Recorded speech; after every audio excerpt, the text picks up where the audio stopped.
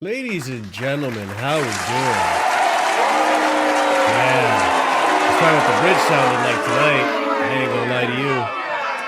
Yeah, I get it. I get it. Listen, you're wondering, Marshall, why aren't you pissed off? Why aren't you angry? Listen, I said earlier today, before the stream even started, before we even had everything planned and everything was gonna happen today, before the match, before the lineup was even announced, I said, you know what? I just had a meeting with work. Your boy ended up getting a raise, which is always good news. Hard work pays off, people. Don't ever let anyone tell you differently. And if your hard work isn't paying off, go somewhere where your hard work does pay off. That's general advice, right? But hard work pays off. And I said, you know what? Nothing is going to ruin my day today. Didn't expect a raise. And here I am, just going to enjoy it. You know what I mean? Nothing. Win, lose, or draw. Chelsea is not going to ruin my day today. And they didn't. You know what? I genuinely don't care. Don't even care. But I did watch the match. We did all watch the match. The boys in the back. Scott is on a bit of a rampage right now, so I'm going to give him some time to gather his receipts and all the fun stuff that he wants to gather. But big up to every single one of you. Be sure to smash up the like button if you haven't done so already. Subscribe to the channel if you are new here. If you just discovered Casually FC, hit that subscribe so you keep getting more Casually FC content. And last but not least, be sure to check out memberships, guys. We have 4 different tiers of memberships. If you are a member, you get some cool emojis to use. I would suggest people, if you are members, go ahead and spam those emojis just so people can see what kind of emojis you're missing out on. And by all means, use the one emoji of the one player who completely capitulated a brilliant chance for us today. Yeah, we're going to talk about him today as well, good and bad. But yeah, quick summary of the match, and then we'll let the panel in and we'll discuss this game in its entirety. Pretty much a strong lineup, the strong lineup. And I'll say this as well. The first time we got to see Joao, Pedro, Cole Palmer, and Estevao all start in the same exact lineup. And listen, I'm not even going to play on this. I'm not even going to complain, because this is a Leeds that ever since they defeated us in the beginning of December under Maresca have been on a tear of good form where they've just changed their formation and all of a sudden things just click. One thing I will note, there was no Reece James in the lineup and there was no Reece James on the bench. That tells me either he's actually got an injury and they're not telling us, or he's ill. We'll see. Rosinho says he's ill, but we'll see. So, cue in Josh Acheampong to get his start as a center back partnership with Chalobah. Caicedo, Santos is back in the lineup. He had a swollen ankle after the game against, who did we just fucking play last? I can't believe I forgot now. It doesn't matter. But regardless, Wolves, swollen ankle against Wolves, so he came off as a precautionary thing. He had pain, but he was good to go today. Had a brilliant game today. Enzo Fernandez in there, and then the attacking three I mentioned at the beginning of the game, right? So first half, we start electric. We start great, making chances. We're putting Leeds to the sword, and really, just creating multiple opportunities, and we look fluid. We look dangerous. missed a few chances as well. Let's be honest. We missed a few chances in that beginning of the first half, and it didn't take long for the guy who is currently absolutely on fire, Joao Pedro, to get another goal to his name. I think this guy's now had, what, 5 games in a row with a GNA, which is brilliant for him. Happy to see he's doing well. It was a threaded pass from Cole Palmer. Cole Palmer, who did look brilliant today as well, up until the very defining point at the end of the game. Threaded pass to him, puts him 1v1 with the keeper, and very much like we saw against Donnarumma in Club World Cup, chips it over to the keeper, goes straight into the net, and we're up 1-0. Convincingly so, very much so. We should have been putting away more goals in that first half, but it is what it is. We are walking away victorious in that first half, and convincingly as well. However, we get into the second half, right? And again, dominant display. We're doing all right. We're not giving or conceding too many chances to Leeds. However, in another weird moment, something about pushing Joao Pedro is trending now. And so we saw it again. The Leeds United defender, I forget who it was, pushes Joao Pedro. We get a penalty out of it. And bish, bash, bosh, Cole Palmer puts it away. Now 2 games in a row where he's scored. Good for him. He could use it, get an assist as well. He's getting his tallies up. And it kind of looks like we got our old Cole Palmer back. But unfortunately, karma, in a sense, I guess, strikes. Caicedo, who's had some iffy form lately, makes a mistake in the box and accidentally, well, I guess it was accidentally, obviously, but like tackles the Leeds player, gives away a penalty. Nemecha puts it away. Sanchez, I can't remember if someone could find, like, Sanchez is the one goalkeeper I'm not convinced is ever going to cover a penalty. That's whatever. That's most goalkeepers. Can someone tell me the last time Sanchez actually saved the penalty? Because I remember, I think it was Newcastle. Was it Newcastle under Poch? No, that was Petrovic. I can't remember the last time that Sanchez saved a penalty. But if someone knows, please let me know, because I'd be interested to see how long it's been since this guy saved the penalty. But it's not on Sanchez. It's not on Sanchez. Penalties are hard to save regardless. But yeah, so we give away the penalty. Sanchez obviously pissed the fuck off. He wants his clean sheet. He deserves a clean sheet, to be honest. He's been one of the more brilliant players in that defense that isn't really deserving of all these goals conceded, because come the 73rd minute, Okafor gets a goal. And the way he gets the goal, I mean, we'll break it down. It's probably the first thing we're going to talk about. Also, the controversy behind it as well. Because to me, ladies and gents, that was a clear use of a handball. But listen, I'm not going to blame the refs for why we capitulated at the end there. But to me, that looked like a clear handball up until the build-up, or up until the few seconds later where they scored the goal, right?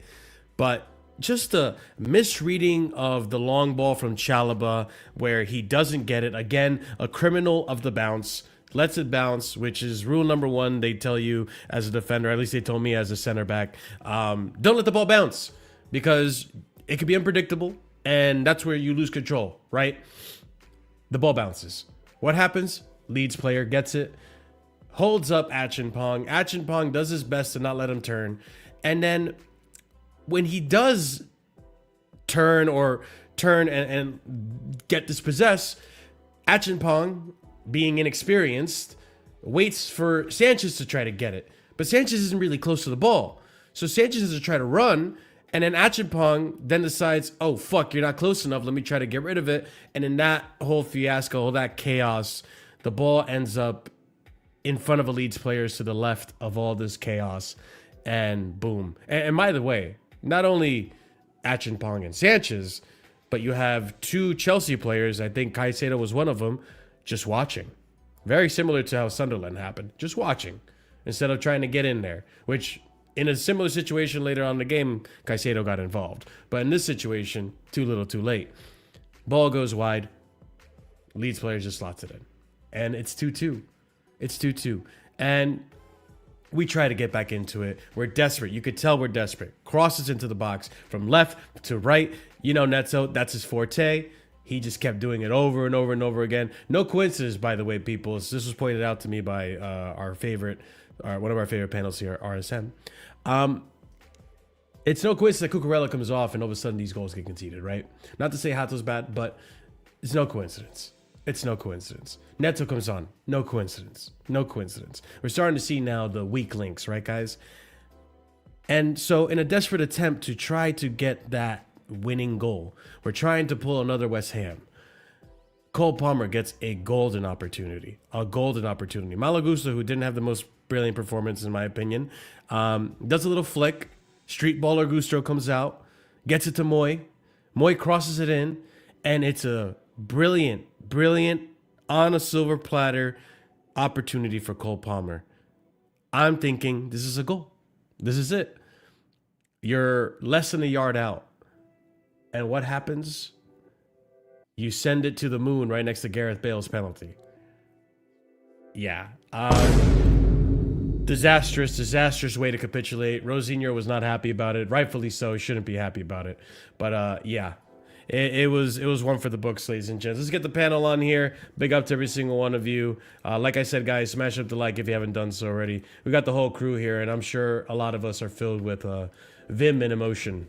So I guess whoever wants to start it off, be my guest. I'm going to have a beer and celebrate my raise. Wow. Everyday beer. You know what I mean? Me and Marsha are going alcoholic for alcoholics here, man. You know what I mean? Generally, so yeah, we're gonna go on the real though. With Chelsea, you might. You have to. But before we get into the game, everyone, let's be real. Congratulations, Marshall. Thank you. No one's I appreciate it, man. No I appreciate it. Thank you. I'm not sure I can say. I'm not sure I can say. Listen, something good happened to Chelsea man. Today. It just happened to a Chelsea fan, not Chelsea club. Marshall missing the protest got him the blue card raise. I respect it. You're right. Thank you, Big Dad. Fuck you and Stanley though. all I'm saying, man. Listen, Stanley fought against me. When Stanley's like, listen, we got a wage cut. We can't afford this round envelope. I don't even blame Marshall. You've got kids to feed, bro. I respect it. You know, listen, I'm just gonna keep it real. We all know. For sure. No, on the real though. On the real. Genuinely, congratulations. Genuinely. Thank you, man. I appreciate it. I don't know if I can see congratulations when it's going to an Enzo away shirt, personally. So it's what it is. You know what I mean? What? That's what I'm saying. I I can't don't say have an congratulations. Enzo away shirt though. So that's what I'm saying. So that's what it's going to, isn't it? So The Enzo away shirt. Maybe. Marshall, yeah. Ahmed, do you still have that Havertz shirt? I gave that away to charity, man. So you see, I'm a giving man. Charity rejected him. The charity rejected him. Charity rejected Who it. refuses? But obviously, listen, let's start getting a bit serious. I'll be honest, like, I think all of us here probably would agree. I think that first half of football, in terms of like going forward, playing, attacking football-wise, was in terms of being consistent, not really like giving the opposition any chances. Was our most consistent first half of football this season, I'll probably say. Right, We looked very really fluid well. from what I We could looked tell. really good, fluid. We played really well. Everything was flowing. You know, I wouldn't say champagne football, but you know, it was Fanta fructose football. That's the best way to put it. You know, it was tasty to watch.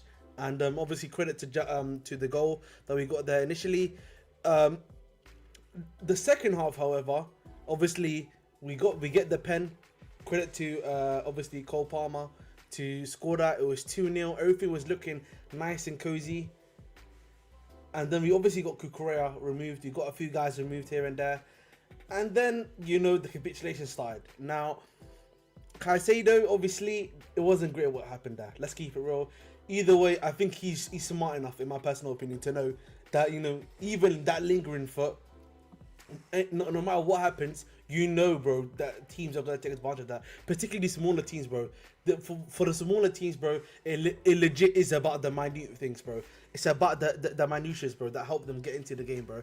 And at the end of the day, that was a penalty. We can comment here, there, and that stuff about it. And that got them the goal.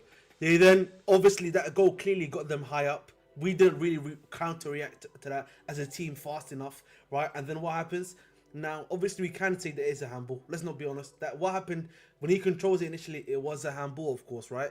But we have to also be critical of what happens post the handball. Chalobah, wagwan for you, big man. You know, initially, Chalobah just shouting and pointing, and then you've got a Chimpong, Achampong just generally fell asleep, bro. I think Achampong generally fell asleep, or there was a clear lack of communication in that period of time. Yeah, between This him and moment Sam. here is what starts it, right? Yeah. The misreading of the ball. Yeah, Chalobah initially just misreads the ball, and again, am I surprised about Chalobah misreading the ball in the air? Not really. He's done it multiple times this season. He's done it multiple times already this season and in previous seasons, right? So that's the first mistake. The second mistake, right, isn't here. So Achempo makes the right decision of moving on and trying to meet him there. That obviously there is a handball. There's no denying that at all. We all agree with that. But then it's the moment afterwards from there. Like obviously, I know Marshall trying to show the handball there. You can't really see it that accurately from there. But this is where the issue begins, right? So you've got the player there. Achempong's still holding him there. But then look at what happens afterwards. Caicedo just ball watching. Gusto is also ball watching there. If you look at him. Yeah, keep your eye on Gusto for this whole thing, by the way. Keep running. I don't know who the other. Yeah, Gusto's right here. Look at Hato. Credit to Hato for actually trying to close him down and actually trying to attempt to do something there. This is Santos. What did Gusto Is do? it Santos? Santos and Caicedo. Yeah. Caicedo is not even touching that. Caicedo just there, bro. Legit. Yeah, he's just blocking them off. Look at how close they are, though. Look at that. It's like I know, but I don't expect Caicedo to make a tackle. he tries to make a tackle here and misses. Right? Or no, he doesn't miss. No, he doesn't, because the player does a skill. No, it's a skill move. It's a skill move. Look, it's a skill move. He does a skill move. All right, he rolls it back. Yeah, he rolls it back. He rolls it back, right? And keep moving. Achempong's still with him. Tries to still be with him at the very least there. And I think at that point, Achempong then tries to cover him. Yeah? If you keep it, I think Achempong is expecting Sanchez to come here, and he exactly. just At that moment in time, he expects Sanchez to come, but then there's a clear miscommunication because look at Sanchez. Sanchez initially tries to come, but then he pause, and then but then you see that there. Now Sanchez is trying to like maintain his ground in that position. You can see it there. Look, he maintains his ground there because he's like now he's a bit worried because he doesn't keep coming forward at that point in time. I don't blame Sanchez for it, right? Because like, but then, not at all. You don't blame. I don't blame Sanchez there. He's not but going then, to like, out. But then like obviously Sanchez then tries to collect the ball, but because he's not able to collect it cleanly, as you can see, because look at the player, he's not able to collect it cleanly. But then Gusto does not react to him not collecting the ball. Gusto's ball watching again, bro. He let that number 19 completely into his blind spot. Yeah, and he doesn't react quickly enough, and then therefore then Okafor gets a tap in. I just felt like we played brilliant, but that 5 minutes, we was on them, like dominating. Yeah. Well, Chris, you and Liam Rosenia, as you'll see in the quotes. And then no, but like that, but that's the fact of it. Like we conceded 2 goals in 5-6 minutes. So I think what then makes Liam Rosenia literally said the same thing in his quotes. Yeah. I didn't copy him, but like, then it's I'm just how gonna it keep was. it. Then I'm gonna keep it real. Yeah. We then brought on even more dud. What's it called? Guys off the bench. Delap dud. You know what I mean? Pedro Neto generally. I don't know why he even decided to bring him off the bench. To be fair, it's a waste of a sub. He's a waste of a sub. To be fair with Neto, like people know my feelings on Neto. Yeah. He wasn't awful when he came on. Like at least he had the crosses. Like his crossing was really good. Outside of that, he was just nothing. Like he doesn't beat guys in a dribble. He doesn't even attempt to take him on. At least the crossing was good. At least there was an element of like he was putting balls in really good areas, and guys just weren't getting on the end of it. I think of the one that went just wide of the post. I think of the one that like there was a couple of others. I think there was one that was like just over hit. That Joao Pedro got his head on. So like the crosses were actually decent from Neto. Is the one thing I will say. We have seen way worse Neto cameo performances and just performances in general from him. Like at least I agree. That one was okay, and it kind of made sense why you brought him on, even though I didn't like Esteval going off. I agree with you about the lap. The lap came on and did the square root of nothing again. Did the square root of jack shit. Do you see when in the corner, Scott, he just did not jump at all, like in the one corner. Just no, because I he's dog know shit. there's other stuff as well. Like, the one thing to mention though, that I do wanna mention really quickly here, yeah, is that there is something else to say, and that is what happened at the end of the game. Yeah, essentially, our last big chance. We still had a chance, essentially, to still win this game 3-2, and we could have just discussed it 6 minutes and talk about how we could improve from that. But we'll get to that Cole Palmer chance, but yeah, continue your statement. Yeah, but legit, I have it here. We'll talk about it. But legit, Cole Palmer, he basically did the miss of the season, bro. There's no denying that, bro. there's absolutely no denying that he did the miss of the season, bro. They could, like, all he didn't need to do anything, bro. Just tap that ball in, bro, and Just not hit the ball underneath. You're saying? legit, yeah, just tap it, bro. It's a tap-in. I mean, That's I what think we he call did it, tap-in, bro. tap it. It's just the way his foot was hitting the ball. It's just underneath, Bro, so it's just I going to lift don't. up. I really just don't think there's any excuse for that. I'm There's not no making an excuse, by the There way. is- This is not an excuse. Jesus. How is Chris, this I'm an not excuse? I'm saying- just saying he hit it wrong. No shit. That's I don't. That's care, what I'm Chris. saying. He hit it underneath. That's up Hey, to him. listen, we're in hostile This is territory not an right now, excuse, Chris. by the way. Yeah. He's not even trying to defend that At the end of situation the day, bro, to try and get that one fucked out. it. You know, we can't keep calling this guy our best player, and then when we need you the most, bro, Not this season. you No, do this. he's not. Yeah. But yeah, okay, hold on. Actually, I'd say The thing Reece is is our best though, player in like general anyway. yes, I think Chris is right. Like he had a moment where he just fucked it, right? But at the same time, he did get us a goal and assist today. Like he was responsible, directly responsible for two of the goals we got. Can I also? I'd also say. Yeah. Go on. But in You can say the reality, same about Joao Pedro. We can And say No, the mine- same- Joao mine did Pedro's our more best player work. today. Yeah, but the thing for me is that, listen, I understand he got us a goal assist, but the thing is, guys. Yo, Blue Vibe, please be patient. We will talk about the players eventually. Shut the fuck up. God damn. Bloody We hell. want to talk about all of them in 10 minutes. Yeah, yeah.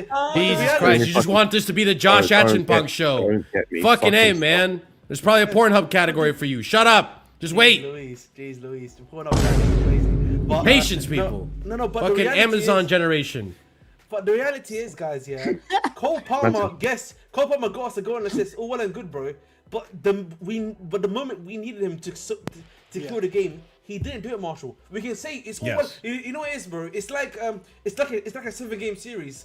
Great, you got us to win in 3 games. But game 7, when I needed you to finish the game, close the game, to win us the series, you didn't do it, bro. Bro, how did my man bring it back to fucking basketball? By the way, No, but I think I'm using Marshall's logic here against him here. It's all well and good. He was getting me 50 points per game. No, yeah, in you the- expect your best players to pull it in the net. in I that agree. key moment. That's No, it, I bro. get it. No, I'm not I'll give discrediting you, it. let's use But an this easy is- example here. Let's use an easy example here. If this was like let's use our best striker ever. If that was Drogba, yeah, he got me a goal and assist beforehand. But then it's 2-2. It's the last minute of the game. Yeah, he fucked it, bro. And Drogba did that to me. You can't talk about Drogba though, because in Drogba's teams wouldn't fumble a 2-0 lead. No. But you're not. I think you're not understanding. No, but ultimately, Ahmed, that's the reason. The reason we're mad. I'm not blaming one or the other. They're both at fault. Palmer's at fault, and so are the defenders at fault for fumbling the lead. But I agree, ultimately, Thank you, the Ahmed. reason we're talking about Palmer right now is because we fumbled a 2-0 lead. Because we wouldn't have needed his goal if Exactly. otherwise. And that's why I want to focus on this first before we break down the Palmer thing, right? Like, okay, listen. I think the worst part of this whole entire fumbling is this mistake that Josh made, right? I think that you could say like, okay, that was probably the worst mistake of a bad bunch of mistakes. The first mistake we said already here was when Chalaba fails to read this initial long ball. Great. I think Josh does everything great up until, well, even here, before that, Caicedo and Santos failing to try to intervene and just watching for an opportunity to take the ball when, brother, like it was there for the taking for at least 2. It wasn't as bad as Sunderland. Sunderland was a lot worse, right? But the ball was there for the taking for a bit. Okay, so Josh does everything good up until here, where he realizes, first of all, I think here is where the inexperience kicks in, right? If this is Reece James probably realizes I'm near the penalty kick area or the penalty spot. There's a good chance Sanchez isn't going to be anywhere near this, right? So I have to get rid of the ball or pass it back to Sanchez or just boot it. So that's mistake Or just kick it out for a It's corner if naivety. you have to. But yeah, this is where the naivety comes in, right? The second mistake, in my opinion, is, okay, even if you're going to turn around and hope that Sanchez goes for the ball, brother, lift your arms up to defend. You need to make sure that this defender doesn't run in front of you. And that's, again, naivety, inexperience, where, okay, listen, and I'm not trying to defend Josh here. I fully am upset that this happened to Josh. And of all people here, like you guys know, I am one of the people that will try to advocate and defend Maresca as to why he didn't play Josh, why he didn't play these inexperienced players. And I could have one point on these people that said, oh, Maresca did, like, this is why, right? But I'm not even going to go from that angle. Plain and simple, it's naivety, and it happens. But there was so many other occurrences where we could have fixed this up. Yes, Josh makes a mistake. There's no denying it. No one here is going to tell you, oh, no, it's not on Josh. If they do, I probably have to kick them out of the panel. But it's just one of those situations where it's inexperience. You took the risk for senior by playing Josh, by thinking Chalobah is an experienced or a good enough leader in this back line to lead the line. We all know he's not. And this is when you get these types of errors. He makes these errors. Also, let's not forget, because Scott, you mentioned this, right? And I don't know if you heard me when I said this. We were talking about how like, oh, we couldn't bring in a defender because Josh wants to be a center back. There's two things wrong with that statement. One, there's a lot wrong Josh, with that statement. No, but I think there's two things wrong with saying that, right? The first thing is, what makes you fucking think that Josh wants to be a center back when his whole time we've known him as a right back? Also, he doesn't have a say in what position he plays. He's going to play whatever position the gaffer puts him in, right? And two, he hasn't even been playing that much. So, again, what am I supposed to expect from Josh? Yes, it's disappointing. He made a mistake. This is horrible for Josh. And honestly, if he did get hooked after this, he got hooked, rightfully so after this, because it's a very naive and silly mistake to make. Hopefully he learns from this and you never see this kind of mistake ever again. But we're breaking down why it was a mistake. He doesn't put his hands up. He misreads where he is in the box so that, like, Sanchez can't go for it. Sanchez only goes for it because he realizes Josh is trying to signal to him, hey, can you get this? And he doesn't even put his hands up to defend the player. So the player gets involved and engaged once again with the attack. And this is where you just get this whole mess. And Gusto as well, like ball watching, not getting involved. You had the clear opportunity to get at the ball and you don't. And you leave one. If you're going to leave your defender, come out with something, bro. No, you leave your defender, you come out with nothing, you leave him open, he gets a goal, boom. There you go. There's your mistake. And there's your Josh Achenbong talking point that you were asking for. Can I? Go for it, Prime. Bye. Who's playing something? Ahmed? No, just go ahead. Okay. Why, for me, why I don't put, like, I'm not going to put heavy blame and just kill Achenbong. If we want to say he's fully at fault for it, as much as I don't agree with it, cool. What young players? Oh shit! I'm so sorry. Hold on, real quick. I didn't realize because I didn't get a notification. Big up to Jimmy for the raid. Thank you so much. Appreciate you. Smash the like, people who came in for the Jimmy raid, and also be sure to subscribe if you're new here. Me and Jimmy are boys. Thank you, Jimmy. I really appreciate it. Prime, sorry to interrupt you. Go ahead. Nah, Jimmy interrupted me, man. Anyways, I was really interrupted by Jimmy's raid. No, It's Jimmy's fault we lost. Yeah. And by the way, Coco, there is a stat. It's called points dropped from a winning position game, and we are indeed first in the Prem. Yeah. If people want to fully blame Josh for this, as much as I disagree that it's fully his fault, cool. The guy is, what, 18, 19? Like, do you not, people not realize young defenders are going to make mistakes like this, no matter how talented they are. Hoyson's apparently the next young, amazing centre-back. He's been poor this season at Real Madrid. Korbasi is generational. Saddam Hoyson, bro. Yeah, Korbasi's generational. He's stunk this season. So, Saddam Hoyson's mad. So that's what the Madrid fans are calling him, bro. Yeah, so you're going to get that. Now, my bigger issue is, even though Josh made this mistake, can anyone honestly tell me our other center backs don't make these same mistakes as well? No. They Listen. Exactly. For me, personally, this is what it is. Like, I don't trust our defense, right? For various different reasons, right? And Josh's, for me, is the most understandable in the fact that he is young. He's going to have lapses in judgment. He's going to make poor decisions. He still has to, grow more physically, et cetera, et cetera, et cetera. So there's a lot more understanding I'm willing to give to Achenbong. Should he have done better? Should he have been as soft in terms of winning the challenge, etc., etc.? Probably. But at the end of the day as well, I don't fully blame him, because when you're a defender, right, and you see that the ball is going to land behind the person that you're defending, you're like, okay, so I don't have to pressure him as much right now because he's not going to win this ball, right? When the guy sticks his arm back and controls the ball with his arm, and then that ball Let me goes see if I in can front of find him. that angle, bro. I was gonna say that's the thing as well. Like he up until check the WhatsApp. I sent it earlier. Check the Oh, it's in WhatsApp. the I WhatsApp? sent it Alright, earlier. cool. Yeah, I sent it earlier in the WhatsApp. I'm not even joking. Finish what Legitimately. you're saying. My bad, bro. Yeah. So then obviously, like, I can blame Achimpong as much as I want, but at the end of the day, like, it's hard for any defender to guard somebody, and then they think the ball is behind the attacker. The attacker sticks his arm out like this. You'll see it when Marshall brings it up.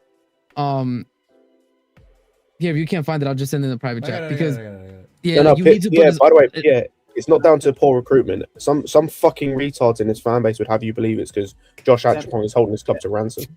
Can I finish speaking? No. Bro, I'm telling you right now, Josh Achimpong has nothing. Josh Achimpong is just doing what young players do. This is what happens. He has so much talent. We see it. It's evident. He's very talented, right? He has something about him. But this is just what happens with young players, right? And this is why, having young players in your defensive line is liability. It's a risk. But because they are young players and they show a lot of talent, it's a risk that you would think is worth taking in certain matches, etc. Right? I think in the first half, nobody was complaining about Achimpong. Was anybody complaining about Achimpong in the first half? No. What ends up happening is really what I think is the core issue that I want to look at, right?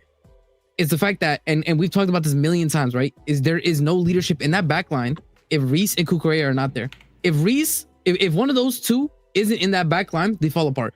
Kukurea gets subbed off, right? And I'm not even saying, that's what I'm saying. I'm not even saying Hato was bad. I'm not saying he had an awful performance, but he's not marshaling and leading the back line the way Kukurea is, the way Reese is, right? So then these guys fall asleep. They have lapses in judgment. They fall asleep. There's no sense of defensive urgency. When Reese is there, when Kukurea is there, you can feel that the defense feels more urgent. They feel like they have to stay awake. They don't switch off. When Kukurea or Reese doesn't play, the defense switches off. That's just the way that it is. But I'm not gonna kill Josh for this. Like, Josh is very talented. Could he have done better? Yeah, 100%. I think he could have maybe done better.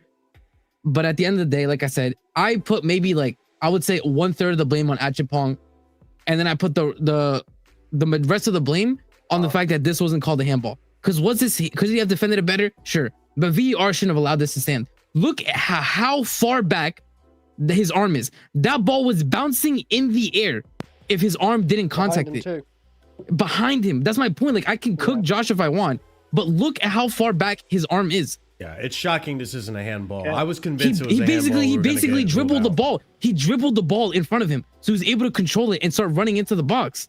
It's a shocking decision, right? And again, we shouldn't have been in this position, right? Because Caicedo gave away a stupid penalty for no reason. Like, I think, was it a 0.01 XG from Leeds in the first half? They were doing nothing, bro. We were all over them. We were killing them. Even in the second half, bro, both goals in the entire second half. What did Leeds really attack us? Did we have a sustained 2-3 minutes where I was like, damn, Leeds is all over us? No, there wasn't a single time I thought that in the entire 90 minutes. We just gave them the goals, man. And that's what really pisses me off. Yeah, and Rosinha, by the way, and Rosinha's quotes, like, we need to talk about them, by the way, because I do like, I can't lie, bro. Like, people make fun of him, but what he said is facts.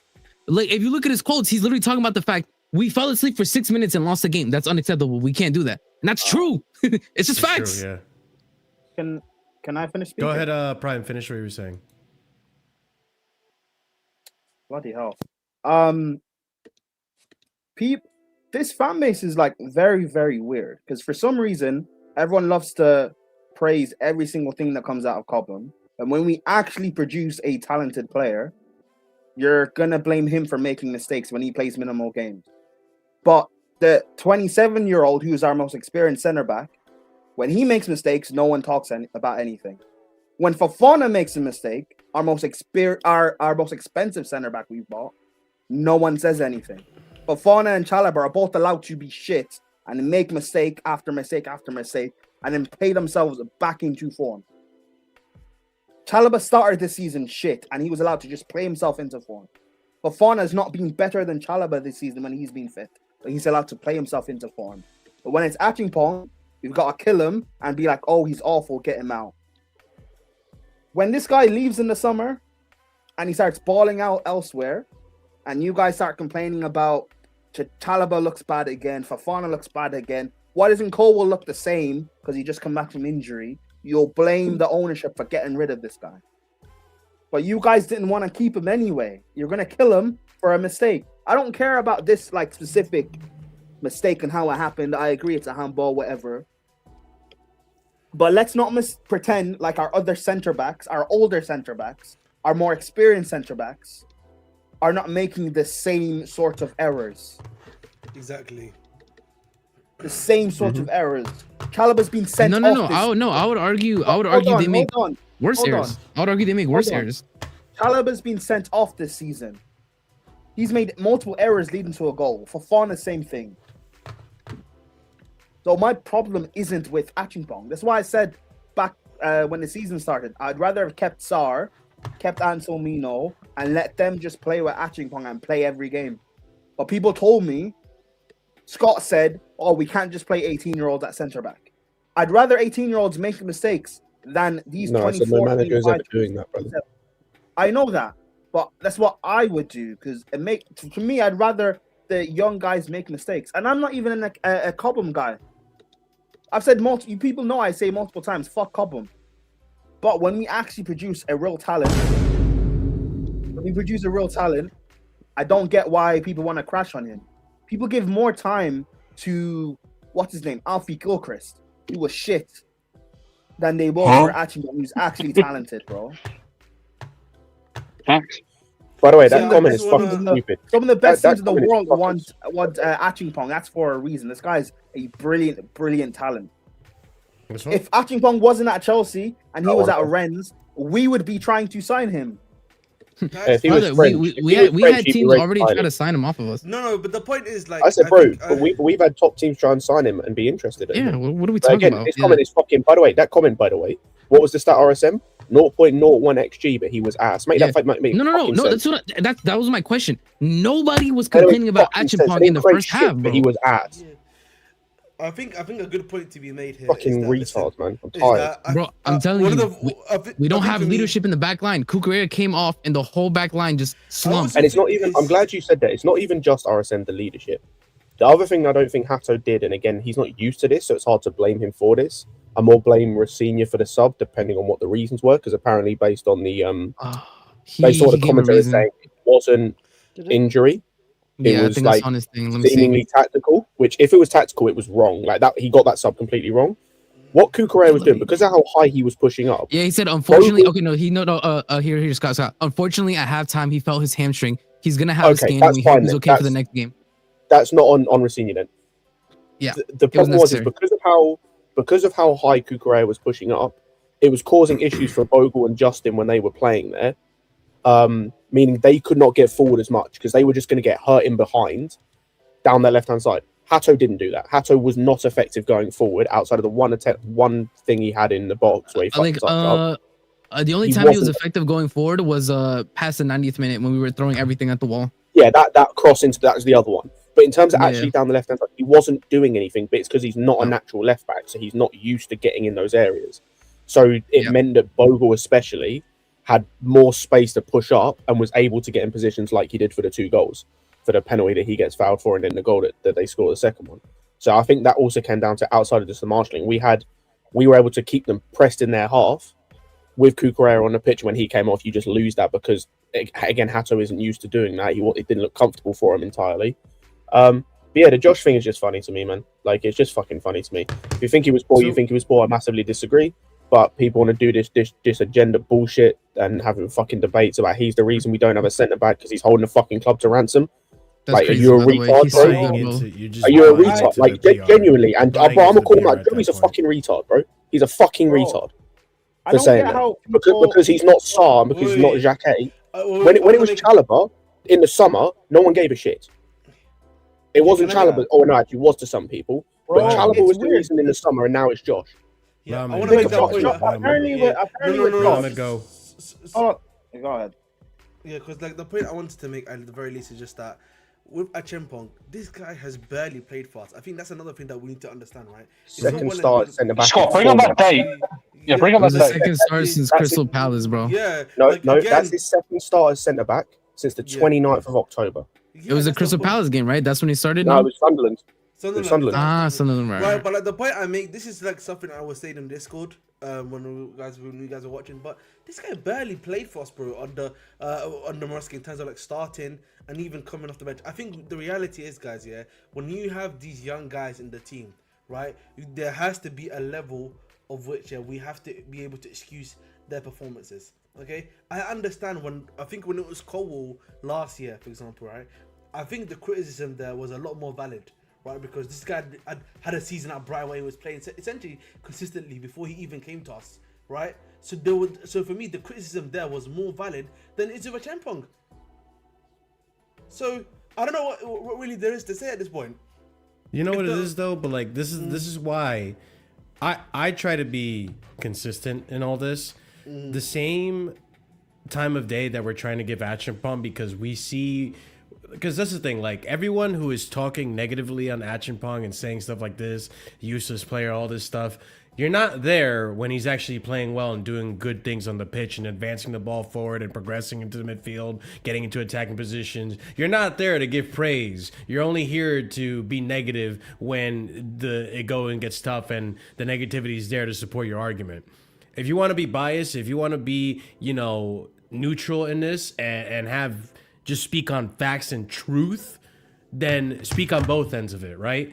And listen, I'm not denying Acheampong made a mistake. Like RSM said, he's probably responsible for a third of what happened in that whole build up to the goal. Like it was a whole defensive error that led up to even that moment, and then another defensive error that happened afterwards, right? So there's so many people responsible, but I think it's highlighted because Acheampong's involvement in that mistake was so blatant and clear for everyone to see.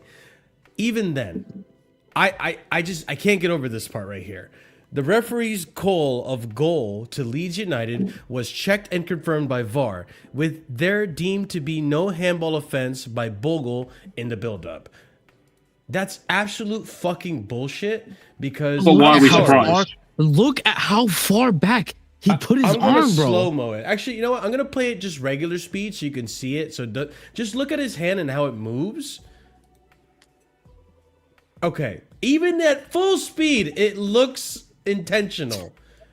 Even at full speed. Now let me do it in slow-mo. Like, this doesn't get called for a handball. But again, why are we surprised? It's just stupid. It's these guys just blatant stupidity. Non-stop insulting our I have zero reaction to this. Even if you want to make the argument like, oh, but he wasn't the goal scorer and it didn't have anything to do with the actual goal, there was all this before that. Okay, so if we're not gonna call handballs unless they're involved in goal scoring opportunities, the other day when Cucurella made a blatant, obviously handball, we should have just let the play go. Then we shouldn't have stopped the play. So make it make sense. Back-to-back game weeks now. Controversial calls. Never a dull moment here in the Prem, bro. But Marshall, they don't make sense, and this is why I'm asking, why are you surprised? Because we see it every single week. Yeah. The same two challenges from different teams in different matches getting refereed and given different penalties, and stuff. It was our turn to get fucked over this round. And listen, for those of you saying that we're defending Acheampong too much and all this, I'll be the first to say, yo, Acheampong, if you're seeing a handball, bro, call it. No, you should be calling it. Right? But I don't. at the end of You day, place the whistle. You place the whistle. No. But that's my point though. This is why I blame 1/3 Acheampong for this, right? And then I also blame Chalobah because when you look at the play from top down, you can see that Chalobah stops running and turns off because Chalobah does call for it. Yeah, Chalobah calls for it, but he stops running. He stops following the play because of it. No, but that's my criticism. It's not even just that, Marshall. When you spoke, this is my problem with Chalobah. He's just he does call it. Okay. Yeah, but why are you trying to play that? But what Chalobah doing there is still wrong. It was a Marshall that I mentioned about when QQ came off. That we had no leadership in that back line. That was me. RSM. That was me. That was you. When you said there's no leadership in that back line, yeah, you're wrong. our leadership should be Chalobah. He's our most No, no, experienced. you know, I defender. know, Should I be. agree. No, Hold I on, agree. hold That's my on. point. Hold, That's my let point. me finish speaking. Let me finish speaking. That's why when people say I have an agenda against him, my problem is you're this old. People keep telling me how great you are, and yet you offer nothing to this team. That's why the mistake that happened for the goal, I'm not going to kill the kid, but I'm going to kill the older guy. I'm going to look at the leader. Why didn't you help it? Achimpong, Just cover. if you remember when Silva was at Chelsea, do you remember how many errors he swept up for Chalobah, Christensen, Rudiger? Remember how many times he helped those guys when they made errors and he stopped that from leading to a goal? Why doesn't Chalobah do that for Achimpong in that situation? Thiago Silva would have helped and stopped that from leading to a goal right there. Instead of putting up your hand and saying, "Ref, it's a handball." No, it's not a handball. Deal with the situation. Only ones we have that do that. That's my whole. That was my original point. So I'm saying I don't consider Chalobah a leader. Is the fact that if it's not Reese or if it's not Correa, one of them needs to be in that back line at any given point. Because if not, we have no natural leaders, and the team switches off and does stuff like this. Man, it's so annoying. I agree with you, but this is why I like just get rid of Chalobah, bro. Keep Josh because he's a better talent, bro. Like I'm more willing to overlook these Josh mistakes because of the stuff that he does when he's actually like his peak is so high. I know we all saw that run in the first half. That is the stuff that we were hoping that Fofana would done like pre-injury before he was just made of absolute glass. We were like hoping Fofana was doing that. Now we have a young kid doing that at his age out of Cobham that we paid nothing for, and people want me to defend Chalobah when I'm seeing Josh do this. And RSM, forget the first half of this. There is a Cobham kid defender who should be sold, and it's Chalobah.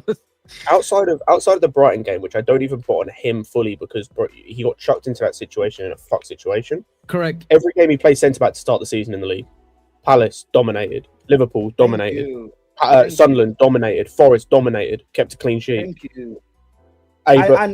He scored. Wait, did he score for us? Scott, name the strikers he went up against, by the way. Mateta, Isak, Taiwan, who Sunderland was. Isak. Yeah, you said Isak. Sorry. Yeah, Isak. I think Wood was the striker at the time for when we played Forest as well. No, it was Awani that played up top in that game. Oh, fair enough. Physical strikers, quality strikers he went up against. Like, do people not like if we had? And I don't even rate Senesi highly, but if Achimpong was playing with Senesi tonight, do you think that mistake happens? No, but do you know what the thing is, bro? That mistake probably happens if you have some other young centre back because that's the type of mistake. The thing he did after the handball is the type of mistake you make when you're young because, like, it's one of those moments of you just expect the goalkeeper to come and claim it, and that's not me saying it's not Sanchez's fault. He just expects the goalkeeper to come and claim it, and it's an error in judgment on his part. But you make those errors in judgment at 18, 19. I'd expect Sarr to make the same level errors in judgment. I'd expect Huson to make the same levels errors in judgment. Yeah. I'd expect Jacquet to make the same errors in judgment because they're young centre backs. They will make those kind of errors. But yeah, and that's why I say like common knowledge. Like young players make mistakes. The thing is, Scott, right? And the hope is, by the way, the hope is he like takes that and learns from it. The thing is, though, he's going to end up like we're not going to see him now until a month's time, 2 months' time. Do you not think he might not play in the FA Cup? How can he hold on? How does he learn from this though? He doesn't play games. So the next time he plays in a month's time, he'll probably end up making an error because he hasn't played in a month. But when he does next play, it will probably be a right back. Oh, here it is. We'll allow Fofana to make a mistake, say next game, and then make a mistake the game after, and then play himself back into form. Chalobah can play himself back into form, so people will look like, oh, he's amazing now. No, I don't disagree with you. Fine. That Fofana point is real because I swear when Fofana was getting done up in Napoli, I did not see him getting cooked as badly as this. Yep. But it's also result based analysis. Everyone went and cooked Hato against Carrier Bag and said we should never see him again. Why are we cooking the actual young talents? But the older guys, nothing. We have to defend them. Fofana's our best centre back. Why do we have to defend? Good morning, Zombie. Real quick, just to read a comment here in regards to the situation as well. If there's any contact, it should be disallowed. From my understanding, if there's any handball in the lead up to the goal, somebody needs to explain the rules to me. You say that it was unintentional. He's got me angrier. the problem is I went and read it because I was confused. The rules are so sketchy on it because they are right in the sense of if it was it was unintentional, and if it's unintentional in the build up to a goal, not the goal scorer in the build up to goal, it's not a handball. The issue comes with what RSM said of it's like where his arm is in relation to his body. It's unnatural. So like, bro, it's one of those of like, I can understand why it wasn't given, but at the same time, I'm kind of pissed it wasn't given. It's just one of those fucked ones because it's something you don't see often in terms of normally in that situation. Like if Bogle had scored, for example, that's getting called off immediately. Immediately because he's the goal scorer. Yeah, it's like I said, it's one of those fucked things, and I think the only thing you could have called it back on the handball is the unnatural position thing because of where his arm was when it hit him. But yeah, unfortunately, what Rosinha said is wrong based on the rules. I think the bigger issue then as well is like what you said, Marshall, the consistency more than anything. Ultimately, the rules are what the rules are. It's just the interpretation of the rules by the referees, and the consistency is the problem. Because the rules were kind of correct, again, outside of maybe the position of the arm. But yeah, it's just they're not followed in the same way every game, which is fucking frustrating. And just for people in the chat, why we're still talking about Acheampong and all this and that, like, listen, the reason we lost this game, don't let anyone tell you. Someone literally said we lost this game because we didn't score enough goals. Okay, 2 goals isn't enough. Okay. We didn't even. The thing is, we lost because of our defense. And that's why we're talking about it, because it's the same issue we've had all season. We also didn't lose, but it wasn't just because of our defense, though. Like, we're going to talk about the penalty? Yeah, true. Moises. Yeah. Caicedo, who was having a good game, to be fair, up until that point. He's having a good, bro. That's stupid. It was needless, bro. Just let him shoot. There's no need to make that challenge. Not even let him shoot, bro. I don't know who was the defender. It was either Chalobah or Josh. Was literally there defending him, bro. Just let him take the shot. That's what I'm saying. It was stupid. You're already behind them. It was no need. Yeah, it's an amazing angle. He's through 1-on-1. You got a covering defender, and Sanchez was there in position. Yeah, it's just a stupid decision, and that cost us as well. The only way I can.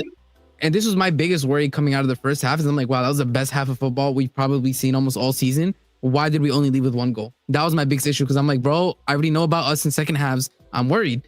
And lo and behold, and this is exactly why it's. I mean, in the second half, we still. What are we doing? Okay, hold up.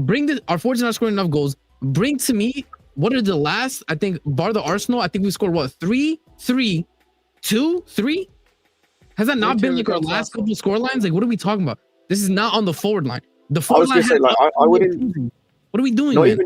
Not even just the forwards. We started 3 forwards in this game. Like, 2 of them scored. The only one that didn't barely touched the fucking ball based on what I saw in the first half. Yeah, I don't know if it was any. No, we didn't go down the right hand side a lot for Esteban. Which was fine because we were cooking down the left hand side, so I'm not pissed.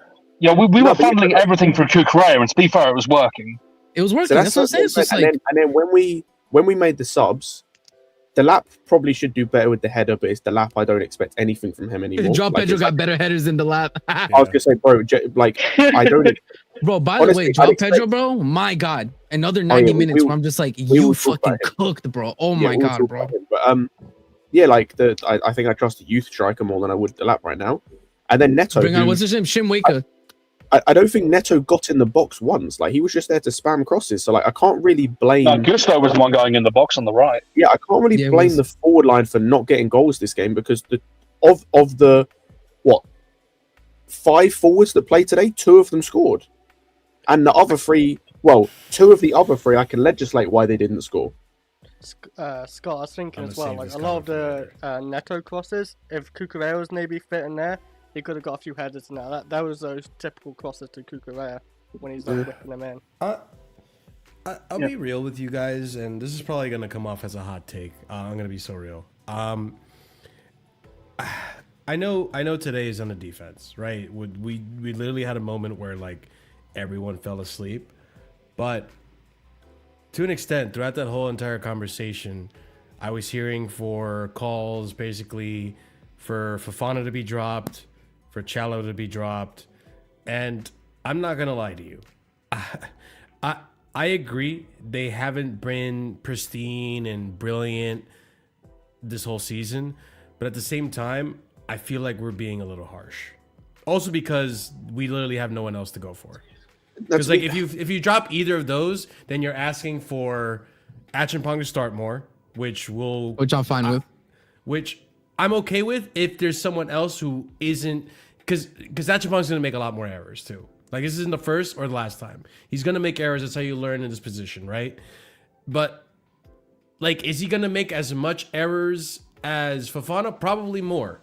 Is he gonna make as much errors as Chalobah? Probably the same, if not more, because of the inexperience. Yeah, but Marshall, you So, can't like, these players wait. at least mitigate it a little bit. Go ahead, Oliver. But Marshall, you can't weight the errors of an Acheampong versus a Chalobah and Fofana. They do not have equal value. Yeah, but at the same time, like, Oliver, we need to win. And like, if you're asking for these players, I'm not saying you, but like, if people, the general consensus is we need to drop Chalobah, we need to drop Fofana. Like, first, I don't even agree with the Fofana one because yes, he's not been fantastic, but I don't think he's been like literally single-handedly costing us games the same way like today, for example, Chalobah's mistake, Chalobah against United, Chalobah against Brighton. Like, there's getting games where Chalobah single-handedly can help towards us conceding a goal, right? Where Fofana hasn't necessarily had those kind of mistakes or as many. So if you're asking for those guys to be dropped, then who are we replacing them with? Tosin? But Marshall, we can see. No, well, this is the weird thing with Tosin, because like I don't want to see Tosin, but why don't we apply that same standard to Chalobah and Fofana, experienced players that make mistakes? Like, Okay, Breaking news. Breaking news. Hold on, Ahmed. Breaking news. Roberto De Zerbi has been sacked from Marseille. Yeah, I already knew about it ages ago. You didn't know that? W. Yeah, you already knew ages ago. Wait, sorry. I thought he already resigned like 2 No, weeks he ago. tried, but He tried initially. He tried. But he got Wait, sacked. so But then you got spanked. Marseille But then you literally got was like, spanked yo, 5-0, bro. You're not rejecting us, we're rejecting you, bro. that's not mate. They've got to pay a compensation to him now. That For that. that PSG loss was so bad, bro. I was watching. But it was that egregious, shit bro. live. It was egregious, man. They got spanked. They genuinely got belt to us. But listen, you know what, Marshall? You are correct, actually. I'm actually going to say something here that I don't say often. Marshall is correct. The problem is right now, yeah, and I'm going to put it this way. The fan base, and to an extent these directors, bro, they just want to win now. That's what it is, bro. There is a need for top four from the director's point of view, objectively speaking. And then there's also a need from the fan base, because the fan base is tired of waiting. As well, the fan base is tired of waiting for to do, obviously, because like they're like, oh, we need to be winning now, stuff like that, and all these other stuff, right? So this is where the problem comes in, right? When you're trying to play maybe in a Acheampong, I had to, even a Mamadou Sarr, you just come in. There is a very fine. There's little give and go, if that makes sense, right? The fans are not necessarily going to be willing to give him the time to be making these mistakes, to be making these errors. What I have to go back to again is You guys will get real tired of it real quick if it keeps happening game in after game. All I have to look at again is Bro, we steal the time anyway. I don't care. No, I know, but again, Hold on. Before you go to Yaman, I'm sorry to interrupt. Literally, last game against Wolves, it was brief, but we sat here for a moment and actually gave praise to Chalobah for having a brilliant performance.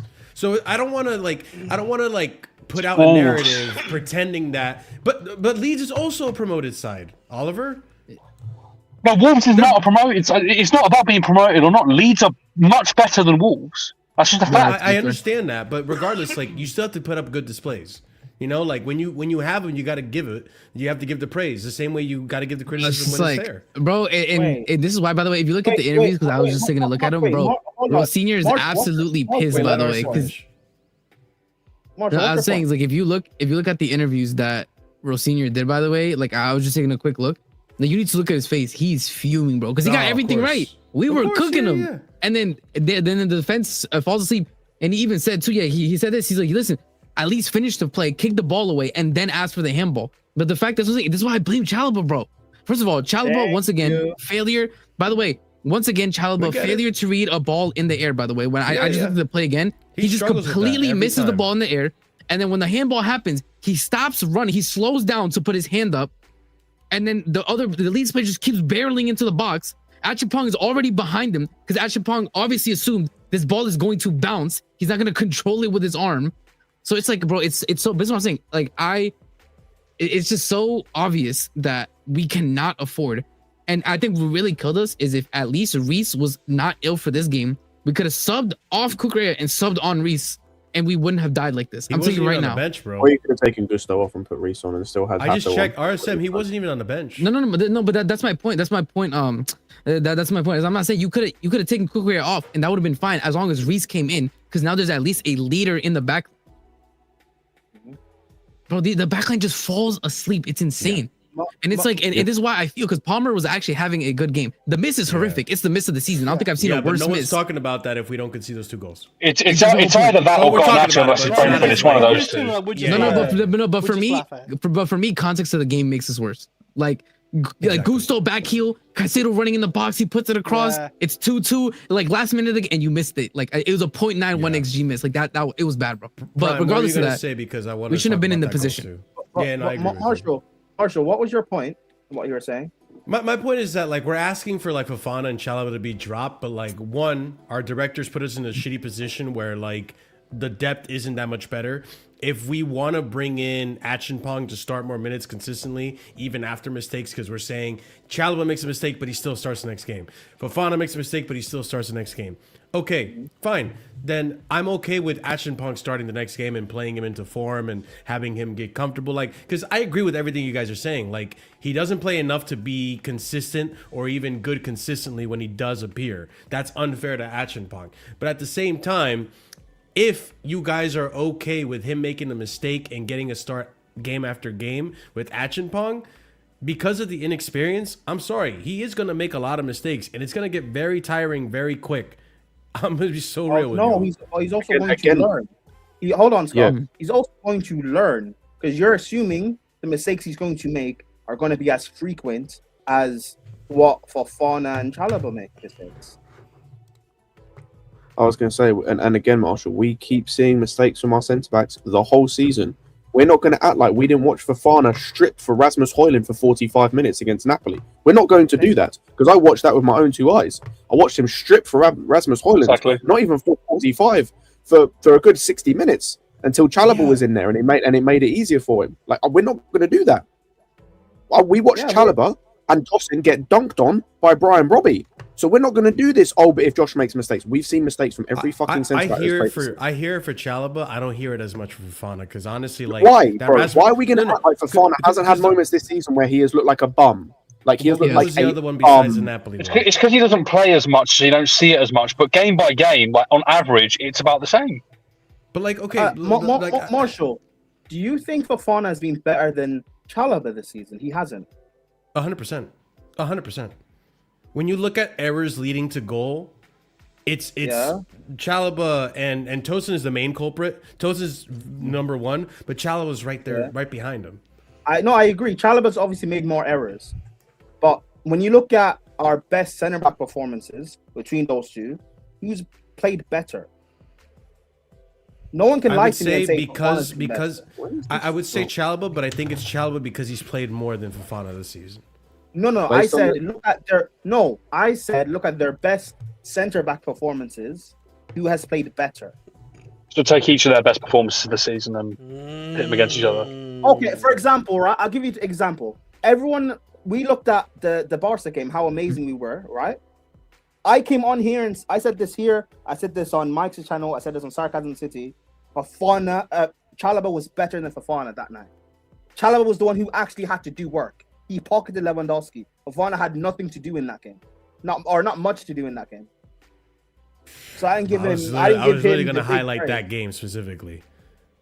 But what did Fofana and I would even say like the Arsenal game where we conceded at the very end of the game. That was. I guess Marshall. The argument here is, I think that you're misunderstanding is that we're not necessarily arguing you drop both Chalobah and Fofana at the same time, right? I guess the more clear argument is the fact that if our center backs, right, no matter who we put in, is going to be making errors, then we should at least give that opportunity to the younger player with talent so he can learn from his errors, play week to week, and get better. Yeah, he needs to be part of that rotation. The issue then becomes obviously the argument: who deserves to be next to him week to week?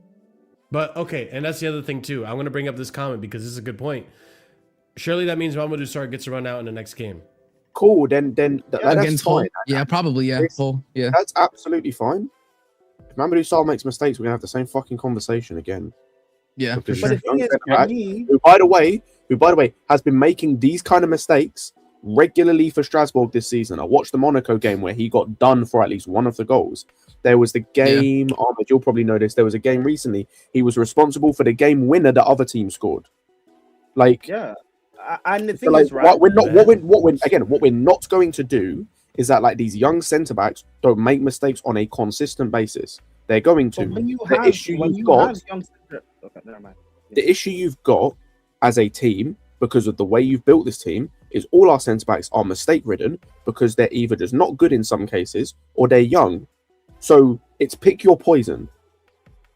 It's just pick your poison, and I'd rather pick the poison of, like Prime said earlier, guys that are going to learn with enough game time. We are talking about a centre back. I'll remind people that hasn't actually played a game at centre back in a month, which was 14 minutes, and hasn't started a game at centre back in nearly 4 months. And you're expecting him to come in and be immediately no mistakes, amazing, perfect, brilliant, Mr. Fantastic, wow, super good. Like for me personally, if people ask my opinion until the end of the season, I'd go Sarr and Achimpong. Now, obviously, that's not going to happen. So the fact that you had that what? No, go on. I won't let you. The finish. fact that they even recalled Sarr, you've got to play Sarr with Chalobah then, if that's the case, until the end of the season. Exactly. It has to be like an experienced pairing because. Wait, no Fofana over Chalobah? I did know. Chris, I agree with you. I think it should be Fofana because Like, I think Fofana's more of a actually leader don't back think then. he's Chalobah. amazing like this either, and he does make his mistakes, but I don't think know. they're, to be fair, I think they're both as bad. okay. They're both ass. But like, I don't know. Like again, I'd still go with Achimbong and Sarr. But regardless, if you are going to do it, you've got to have Sarr playing, and then just pick one of Fofana and Chalobah, because even Cole, he's also young as well. I know he was starting to like pick up great form and look great towards the back end of the season and the Club World Cup and stuff. And Chelsea fans love to do this savior complex of when the player's injured and act as if he's going to save us when he comes back. But if he had been fit this season, maybe he keeps his level he was showing, or maybe he drops off and shows maybe he's not good enough either. The fact that he's now injured, when he comes back, he's not going to look great straight away. It's going to take him a while to build back up to what he once was. We shouldn't have to rely on Cole. No, but we're gonna. I mean, that's what we do. Yeah, but it's gonna look bad when he comes back because he's not gonna be. No, Josh's fault, mate. We're not signing a centre back. He's not going to be back to his full form either. When Like, he comes back, I know. And the thing is, even if you want to build with young centre backs, I'm cool with that. That's why I said at the start of the season, keep at Sarr, keep Anselmino, Achimpong, Cole, and let them play together and make mistakes together and learn. That's a better idea than keeping 3 experienced players and tossing Fofana and Chalobah and them making mistakes and not learning.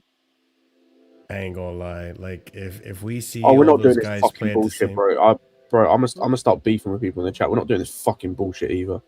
Trying to this brain dead single digit IQ fucking behavior, trying to blame players while we couldn't sign centre backs. No, this fucking brain dead behavior, man. Oh, it's Chalobah's fault we didn't get a centre back in the summer. How's it fucking Chalobah's fault? These guys looked at one centre back. No, these guys looked at one centre back. He went to Roma just so they went, no, we don't need no one else. Oh, it's Chalobah's fault.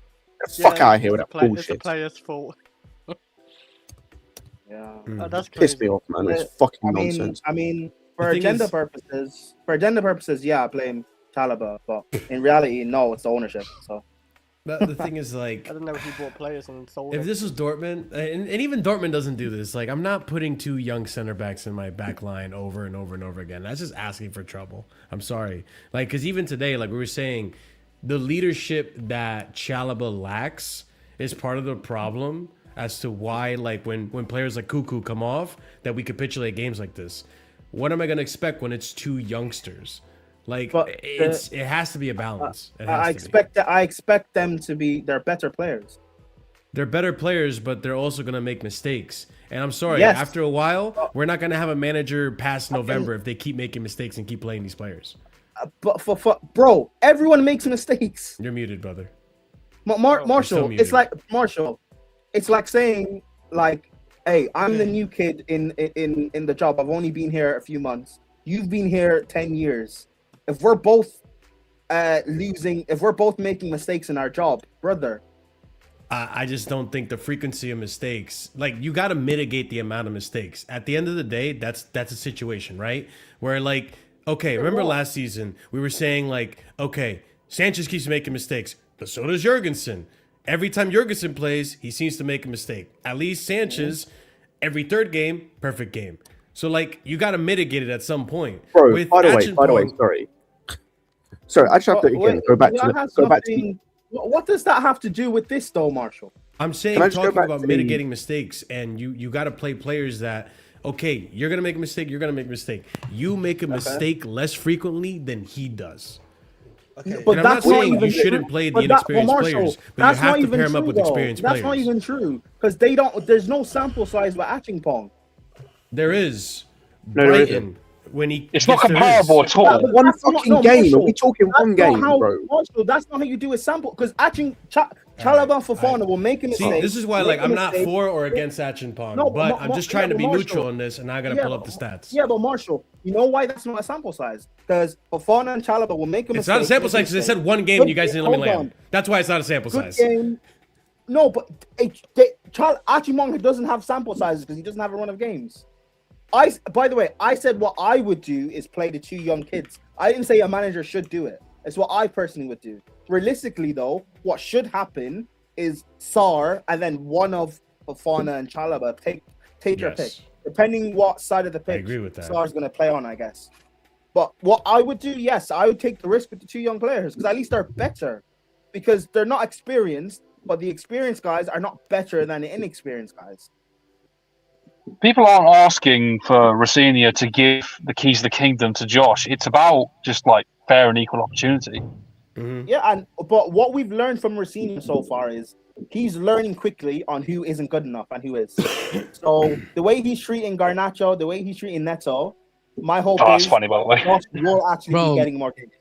One bad Garnacho performance, he's like, yeah, Enzo, you're holding on the left wing game. Yeah, and I agree with that. Our second best left winger is Enzo Fernandez. I can't believe it.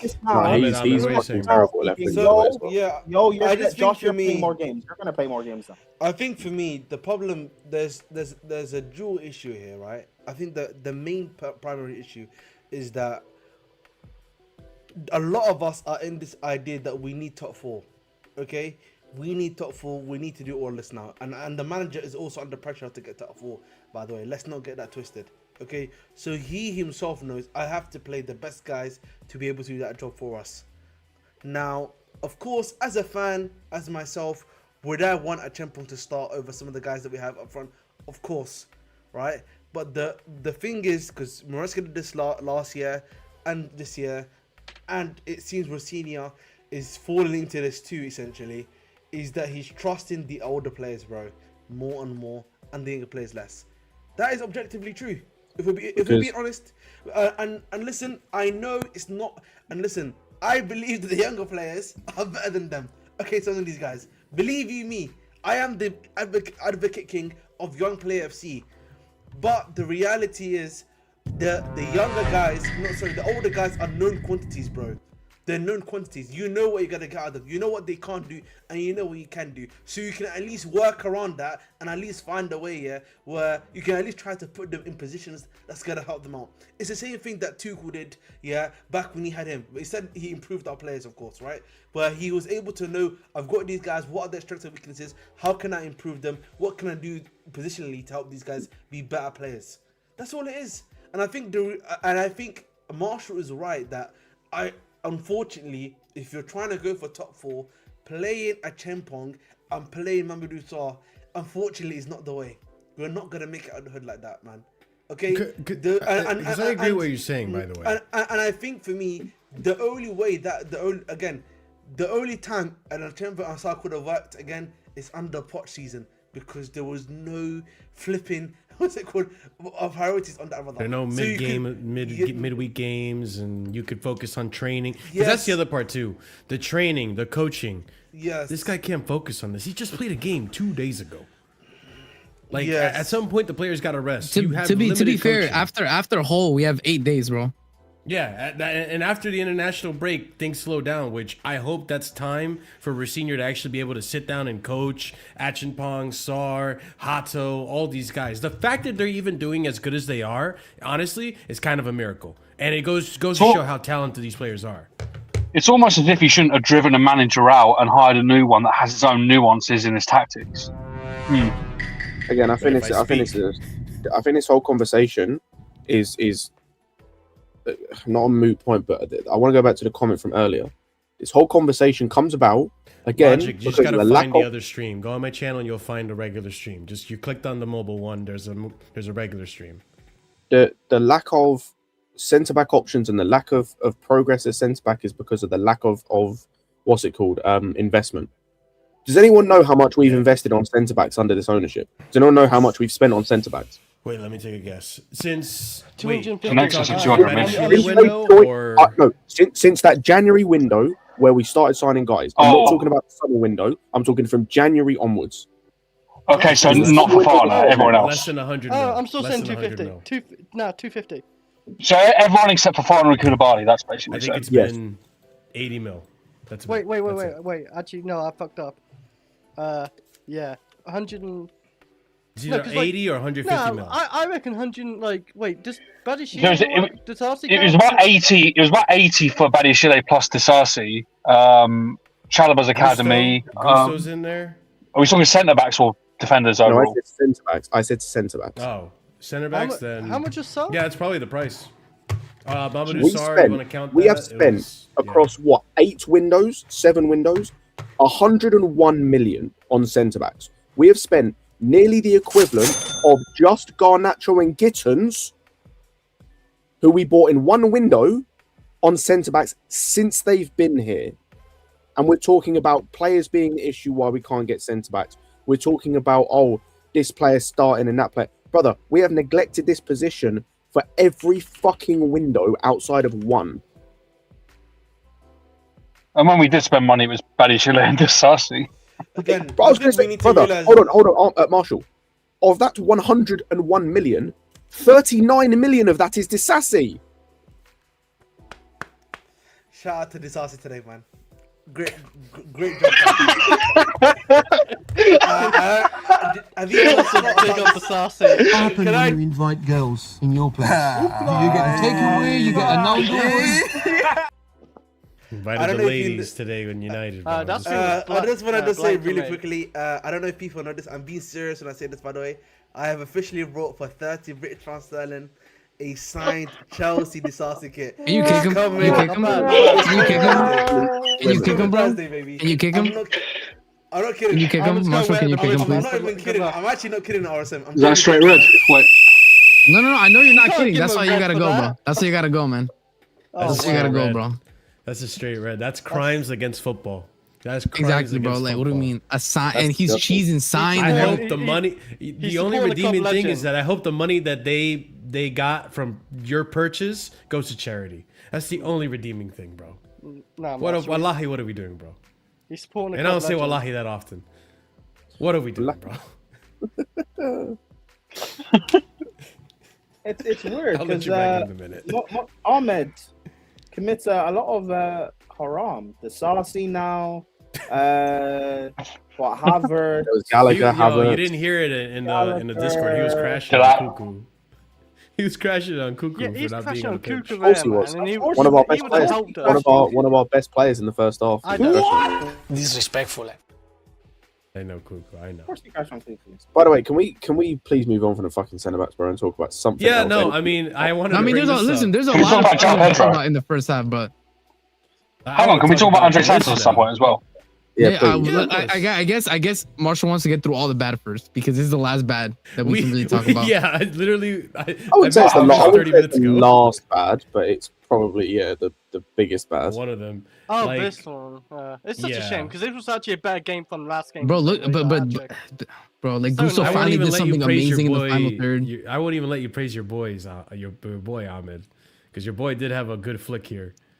Look at that, only, bro. the So only nice. good moment in 96 minutes of football. Fantastic. Oh, Yeah, bro. Yeah, Gusto. That was Gusto, wasn't it? And I need to find a better quality version. Oh of my this. god, There's bro. some nasty pictures. There's some another nasty angle pictures. where you can see it from like the goal cam. Yeah. Bro, I'm telling you, he gets contact on the ball, but his foot is so under it, he skies it, bro. Yeah. I was gonna say that the one from like side on is the best view. You I see couldn't- how I he couldn't hits believe it, it and just where it goes. Yeah, bro, like, cause at first I'm like, oh, like, did it hit his shin or something? Like, no, he got his foot on it. He just skied it, bro. He got so. I under don't the think ball. I don't think. But Obviously, it's a split second thing, but I don't think he expects the ball to bounce as early as it did. So by that point, it's too hot. Ankle. I think it hits the top of his. Like, I think it hits his Also, did you ankle. see Palmer's comments? Let me just make this clear real quickly, yeah. We're not rating that Malo Gusto flick. We're not rating that, bro. Oh, we're not Send rating him back. it. I'm One good gonna thing he Send it does, back and to you don't Leon. want For his standards, we might as well. I give you the For his platform standards. to cook, and what do you Send do? him- You burn the dish, bro. Send it back to Leon, man. Sacre Send it back to bleu. Leon. Send Sacre it bleu. back to Leon. Thank I'm you. betraying his. Real Madrid, I need you to lock in. I need Real Madrid to lock in. Why the hell would they He's better want than Caracas, man. Lock in Real Madrid. Shut up, man. They can No, just go out and buy Scout Bella. You know, Chris, man. Just Why are you fucking talking, criminal, Chris? You know, Chris is actually like. By the way, Chris is a Fed. By the way, guys, you know why I'm a Chris Fed. is like a. You know, Chris is a snitch. He's a Fed. He's a snitch. Do you know why? Because he's happy because 3 of his Welshmen today got a draw against Chelsea. Well, I said So, fuck. you know what I mean? You know who what I was mean? his name? He's got Dan James. You know Dan James, Ron. The one who Esteban you know what I pitched mean? anyway. I said fuck You know that guy. what's it called? Rodon, yeah. The Welsh Pelo. You know what I mean? Ethan Ampadu. Oh yeah, you that's know just what I me mean? just joking, man. You know, Welsh don't Rude worry, Hullet. man. Welsh Rude That Hullet. Welsh for Shabby, Chris. man. Can you get a yellow card for that, Marshall? He's calling a guy that's literally drawn against us. Yeah, and Ethan Ampadu. Chris, No, was by it the way- intentional? Was it intentional? Do you know what's just nuts, telling by you the what way? I didn't even realize until they said it on commentary. He was here for 6 years. Yeah, he didn't. He's been here for time, bro. Ampadu? Yeah, he Yeah, was here for a Ampadu. while, bro. He was here for a while. 6 years, bro. They didn't really give him a chance. They didn't really give him a chance. Oh yeah, we just kept on sending him on loan, really. I was gonna say, Remember, fun fact, he was playing for like relegation Italian teams, wasn't he? I think No, so he Ampadu played was for here he played since for Conte. Leipzig. Well, he went to Leipzig and never played. He went to Sheffield United and didn't really play. He went somewhere else. I can't remember. But yeah, do you know what jokes? Venezia, He was whatever, Venezia. he was 1 year off matching Drogba's time here. That's Damn. crazy. But you Oh know, my you know what's God. funny? You know what's funny, Scott? I think Ampadu came in under Conte, you know, isn't it? Or did he come in? Probably under did. Sarri? I know we signed him from Exeter. It was- I don't remember when. Yeah, it was I remember- Conte. Yeah, I think he debuted under Sarri. Yeah, he came in under Conte. I know that he won the Europa League with us because he, much like Gallagher, actually, they've got like some random honorary. Europa We League, used Ampadu at right winners. back at times. Yeah, we did. I don't know if you know that, Marshall. By the way, both of them have got him, RLC. Nah, and bro. Okay, Coach okay. Hold up. This is something I have to say. There's no way he could have walked in with the ball. Look at the amount of pace and bounce that it had on it, bro. Yeah, bro. He couldn't have walked in with the. He Had to hit it first time. He just got so under it. That's really what it is. He got so under it. That is that simple, man. You know what, guys? I thought this is a channel where we don't make excuses for top players. I'm not. What No, look, and excuse this am I is what I'm saying saying, when by I the way, literally look, said he look at didn't the make way- good, like no, this is by what the I'm way, saying. look at the Get way Ahmed he out of here, bro. kicked Please get Ahmed out of here, man. By the way, this isn't an excuse, but honestly, this is what I'm saying. But look at the way he Just kicked it. It comes genuinely off like his- drooling at the screen, bro. It comes off like his ankle, by the way. Like he doesn't get a proper connection on it. That's what I'm Which telling I'm you. He not didn't saying connect well with it. What are you giving me Yellow yellow for for? Ahmed. Foul play. Foul play. He already has a red. I think What about is to this? say Tarman, man. Reset- He's got a reset red and a the yellow reds. in one game. That's what I'm saying, bro. Double Like, red. You could get double is red. this? Double red. World record, bro. I think listen. 4 at the end game of the day, suspension, Cole 4 Palmer. game suspension. For me personally. No, he listen, sold. He sold. He for just me, sold. That's it. Yes, he just Yeah. choked. Let's keep He it. sold. He Yeah. sold, choked, whatever you He want to call sold. it, he choked. I'm not here to find out the reason as to why he choked or sold. At the end of the day, bro, he has to do better there. That's the standards that I hold him to at this team. No, that's fair. Like, I can't even. No, you're not can't even wrong. disagree You're not with wrong. Did But you that's what I'm see saying. his comments, It's like though, it's by so the way? unfortunate because actually I think this was his first time in forever having like a decent 90 minutes before this happened. It was decent. Yeah. Oh my god, you couldn't tell he's had a groin injury today. He was moving like really I'll well. tell say, you, this today, game and the I was last like, game, he looked like okay, bro. he's been great. Like he's been like excellent. Yeah, but both games. this killed it, bro. Like I can't He's talk probably about excited to play with Esteval and Pedro. bro, because blame we him. will talk about Look the at- attack, by look the at the way. dog shit he's been playing with. We will talk about that front three, by the way. When we get to the attack, they will be spoken about because of my God, bro. We were moving flow state that first half. Yeah, no, their attack was great, and I think Palmer, like you said, was amazing today. Looked comfortable in the number 10, which we haven't seen like basically anything of this season. He was also on the really. left side there, his first goal. Even the left hand side. He was on the left off the ball, but on the ball he was number 10. No, he wasn't left off the ball. He was comfortably on the ball. He was on the right. He was on the right, and then when Neto got subbed on, he was on the left side. Primarily. No, it was when what's his name came off. It was when Santos came off and Delap came on. He went to left wing because Joao Pedro went in the number 10. And to be fair, I didn't like the idea of it because obviously I want to see Palmer more on the ball inside, but it kind of worked in terms of he was actually still having good moments and getting chances to cross, which was good. And I'll be honest, him left wing was better than Enzo left wing. Brother, watching that is a crime. I understand why he's there, but it fucking Christ. But I don't even think this is the issue. I don't think he's just not a winger. Really, what happens in the game is he tucks in. It becomes more of a left mid, and then Cucurella is holding the width for him. Yeah, it worked, and that's why it kind of worked in the first half, and then second half when Cucurella came off and but Cucurella came off, and it's just Enzo as a lone winger. It was cooked, bro. Bro. But yeah, Palmer was excellent against he actually played 90 minutes as well. Yeah, he started. And played, first Okay, can we talk about? And I want to talk about the two Brazilians, bro. Now. The two Brazilians need their flowers.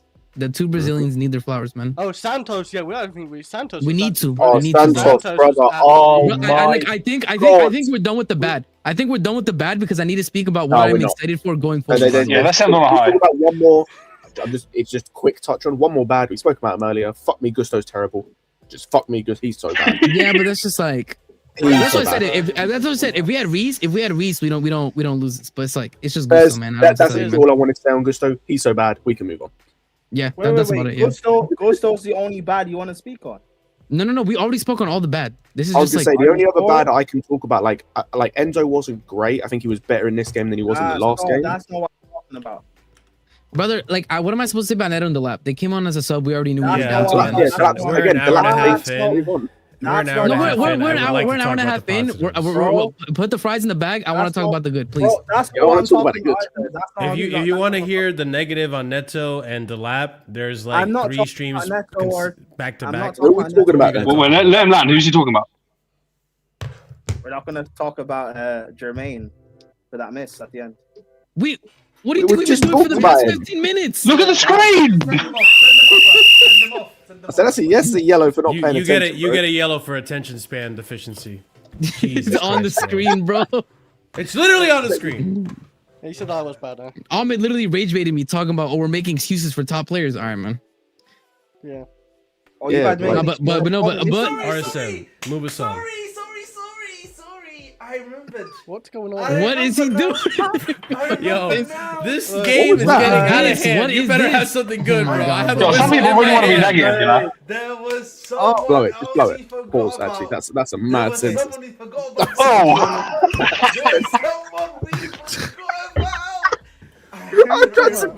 I almost want to give you a yellow just for not talking to your mic, bro. But go ahead. No. Listen. Shout out to my fellow skin tone mandem. Midfielder, Moises Caicedo. We're not gonna talk about. Do you see how he's smiling, bro? Do you see how he's absolutely smiling? Look. He's not upset. By the way, he's not upset. Look at him smiling. He's cheesing. You see that? Look, pearly whites, whitening strip smile, bro. I processed the draw already, so that's it. I've moved on now. But listen, can we actually talk about Caicedo, bro? The level of quality drop here that has been happening to him post. He had a good game before the pen. No, I'll be honest. He was. I'll be honest, bro. I'll keep it real, Marshall. I do genuinely feel he's definitely. There's been we can see that there's been a decline. Even there's been times in the first half, bro, when I was watching him, and I would try to see him actually make a pass, for example, right?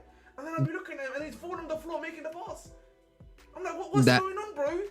That happened one time. But do you see what I mean? He's nitpicking, bro. He's nitpicking. Can we move on? I want to talk about the Brazilians, man. So that Andre Santos could run, bro. You know what? No, listen, shout out to my boy Andre Santos, but we need to. I just feel like it's unfair for us here we first has Enzo Fernandez week in, week out whenever he's not. Because Enzo's levels, when they drop, they're on the floor. Caicedo had a good game, bar the penalty. I was gonna say he was good outside the penalty. I don't know what the. I'm telling you, I'm in it. Like, he's just trying to rage bait me. Can we just move on, please? Like, he's genuinely just trying to rage bait me, bro. Can we just move on? Move us on, bro. Move us on. Thank you. Like, outside the penalty, he was having a good game. I agree with you in terms of, I think, I would say like 5 games before Maresca got sacked, he was struggling. He wasn't having good performances. I agree with that.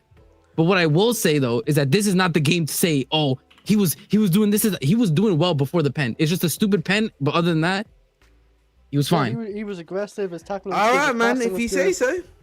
I'm not the only one saying so. You're the only one on that side of the fence. I agree. Yeah, like before, like the Wolves game, he was. Are we allowed? First of all, Marshall, that sound Ahmed made.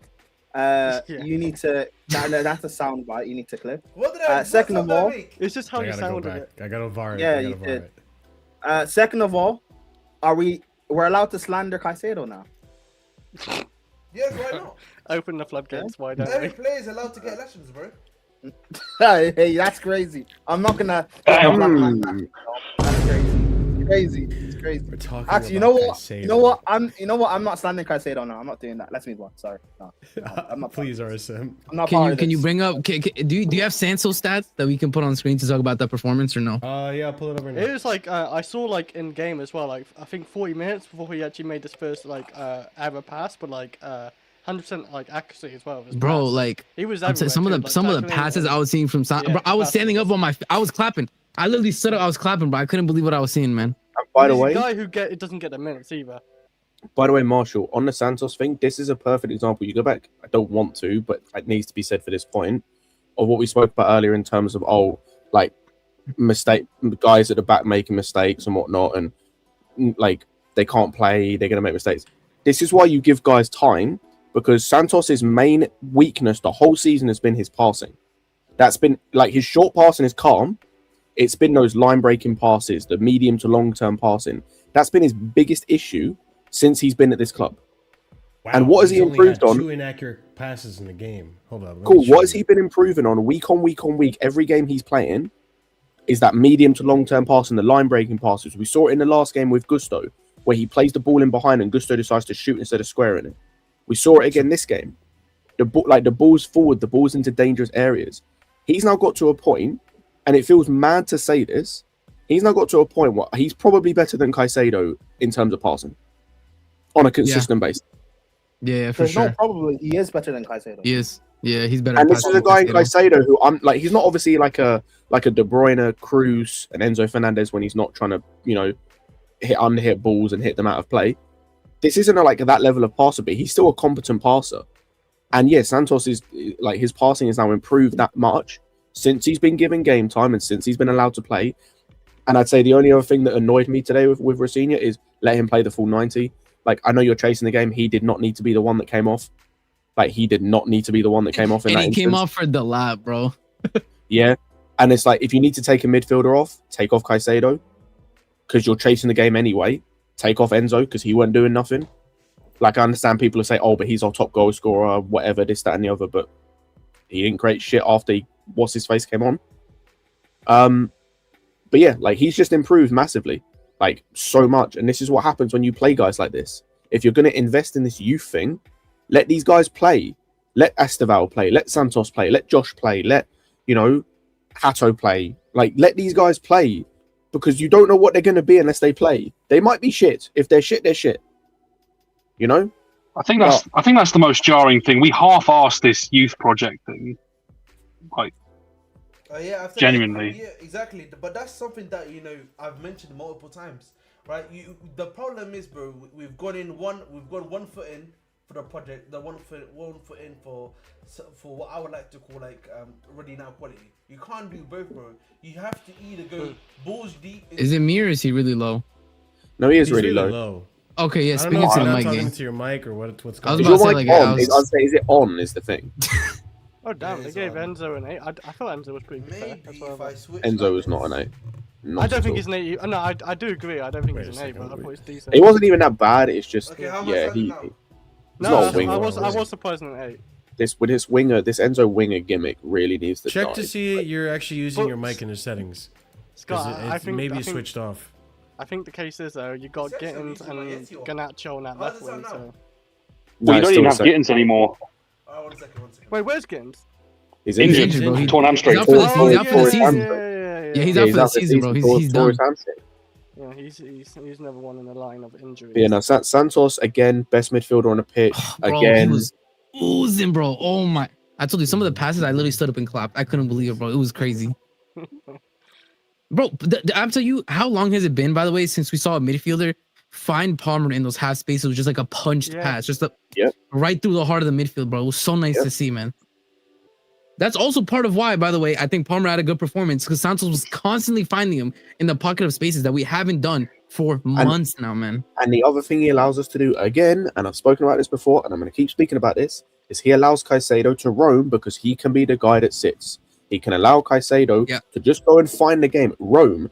And then the thing is with Caicedo is what you're going to allow him to do, which is weird to say for Caicedo because we've not really seen it yet, but the moments he's having that are kind of poor, he's going to end up being able to do more in games to build his confidence more, build back that thing of because there were some moments today where the passing was off, but it wasn't a case of the pass he made was off and so it fucked us in terms of the counter attack or something because he's the DM. He would make the pass and then you've got Santos behind him. So if you do lose the ball, it's calm. Big up, Lewis. So he can try those passes, and if it doesn't work, it doesn't work. It's fine. But you're putting him in a position where he can try that, and that's something he can work on, or he can become more consistent with. But yeah, and also this thing with Santos, by the way, this is why I'm going to speak on the midfield again. Sugo and Lavia need to leave in the summer, and you need to get at least one, if not two, midfielders in, so these guys can play consistently. Because we're seeing now, whether it is Enzo left wing, whether it's Enzo in the 10, whatever, this double pivot is our best double pivot on balance. For the balance of the team, fuck talent, for the balance of the team, this is our best midfield pivot. So I don't care what you have to do, what mountains you have to move, who you have to get rid of. If Asugo has to go to the farthest reaches of Siberia to get him out of the football club, so you have to, and same with Lavia, so you sign proper midfielders who will stay fit, it's worth it so you can play these guys consistently. Yeah, he had a good game. Brilliant game. I think Ahmed is speaking and his mic is off, so. That's fine. Ahmed's having a howler right now with the microphone. Because it was working fine before, all of a sudden he sounds like he's far away. He's in Narnia, which is where we should send Lavia.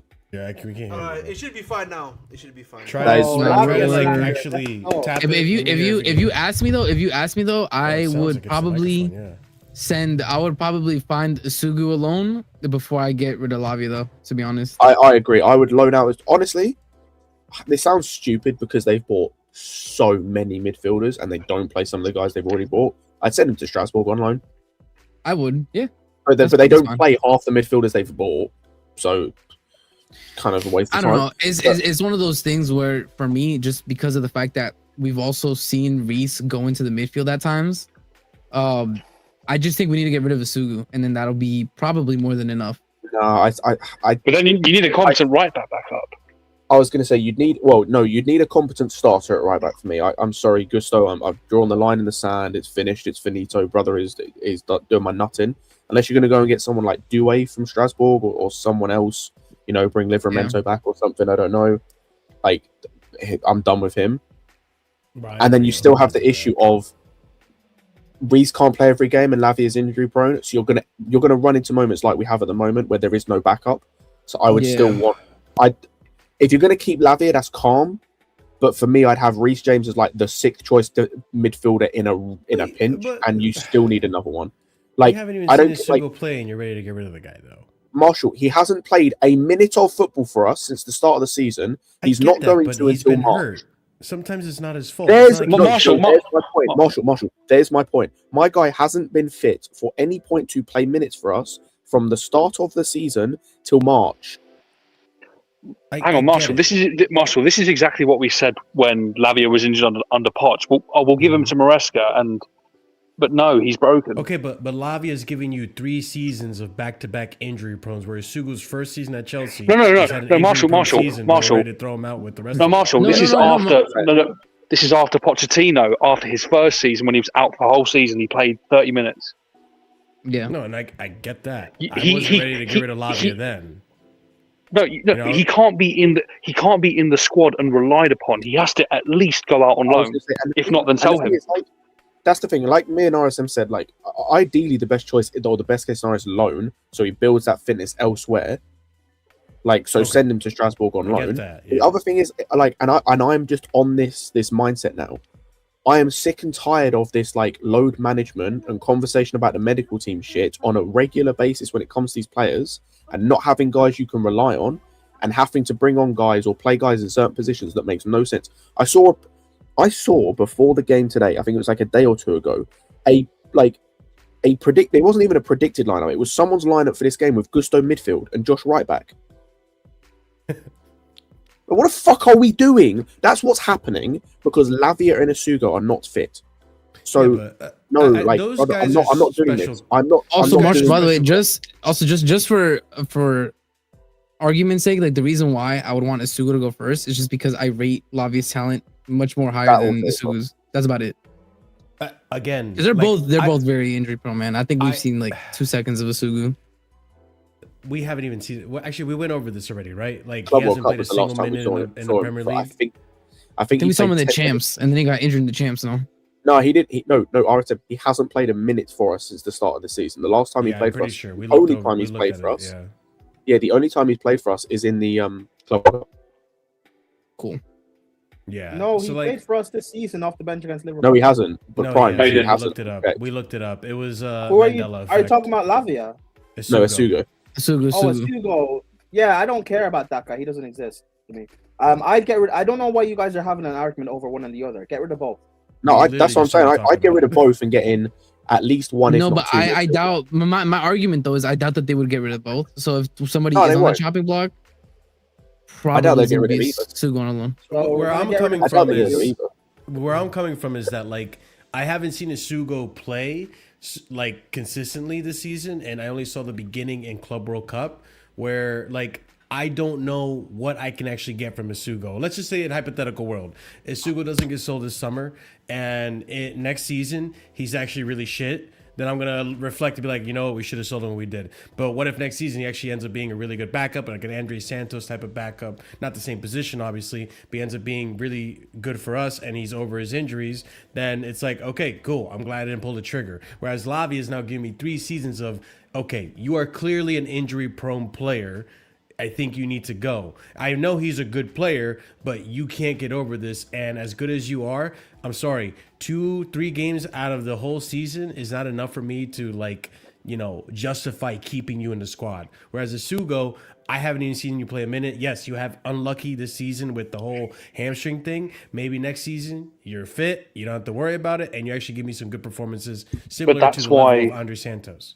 But I haven't But seen it that's yet, why- so I can't, you know, throw the baby out with the That's bathwater. why- Go ahead, Oliver. That's why we're mentioning a loan as an option for Asugo and not Yeah, Lavia. I don't agree. I don't disagree with that. Yeah, Because Lavia has shown this over multiple seasons.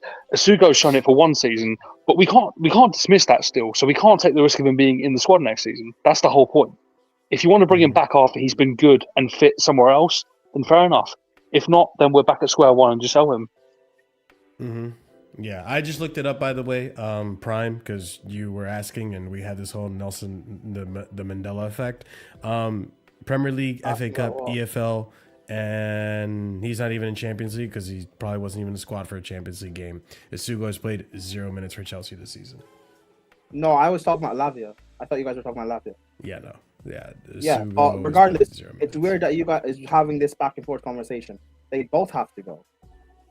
I think And we're on pulling this the trigger thing too about- soon. The same thing with and- Anselmino, by the way. I think we haven't even seen him play for Chelsea, and some people Anyways. are already ready to pull the trigger on the player where it's like he's at least played No, more but than Asugo. Asugu is not of the same talent as Anselmino.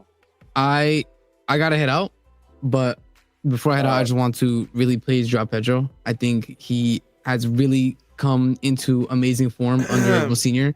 The way that we're playing, he looks amazing, especially with the Palmer. I think they're developing a nasty 1-2 step. Even him and Estevao, the way they were playing off of each other, I think it was amazing. You know, I'm looking forward to seeing more of Joao Pedro. I think he already reached 20 GA for the entire season, which is a Yeah. pretty good return. I think he reached Bro, 10 he's on goals, fire which right is now. Why is it Jackson fans, man? Let them know, RSM, man. Why is he Jackson fans? Marshall, You know what I mean? Yeah, man. Tell him to hold bench in Bayern, man. That Wait, Anyways, Ahmed, Marshall's not a Jackson fan. He's touchy. No.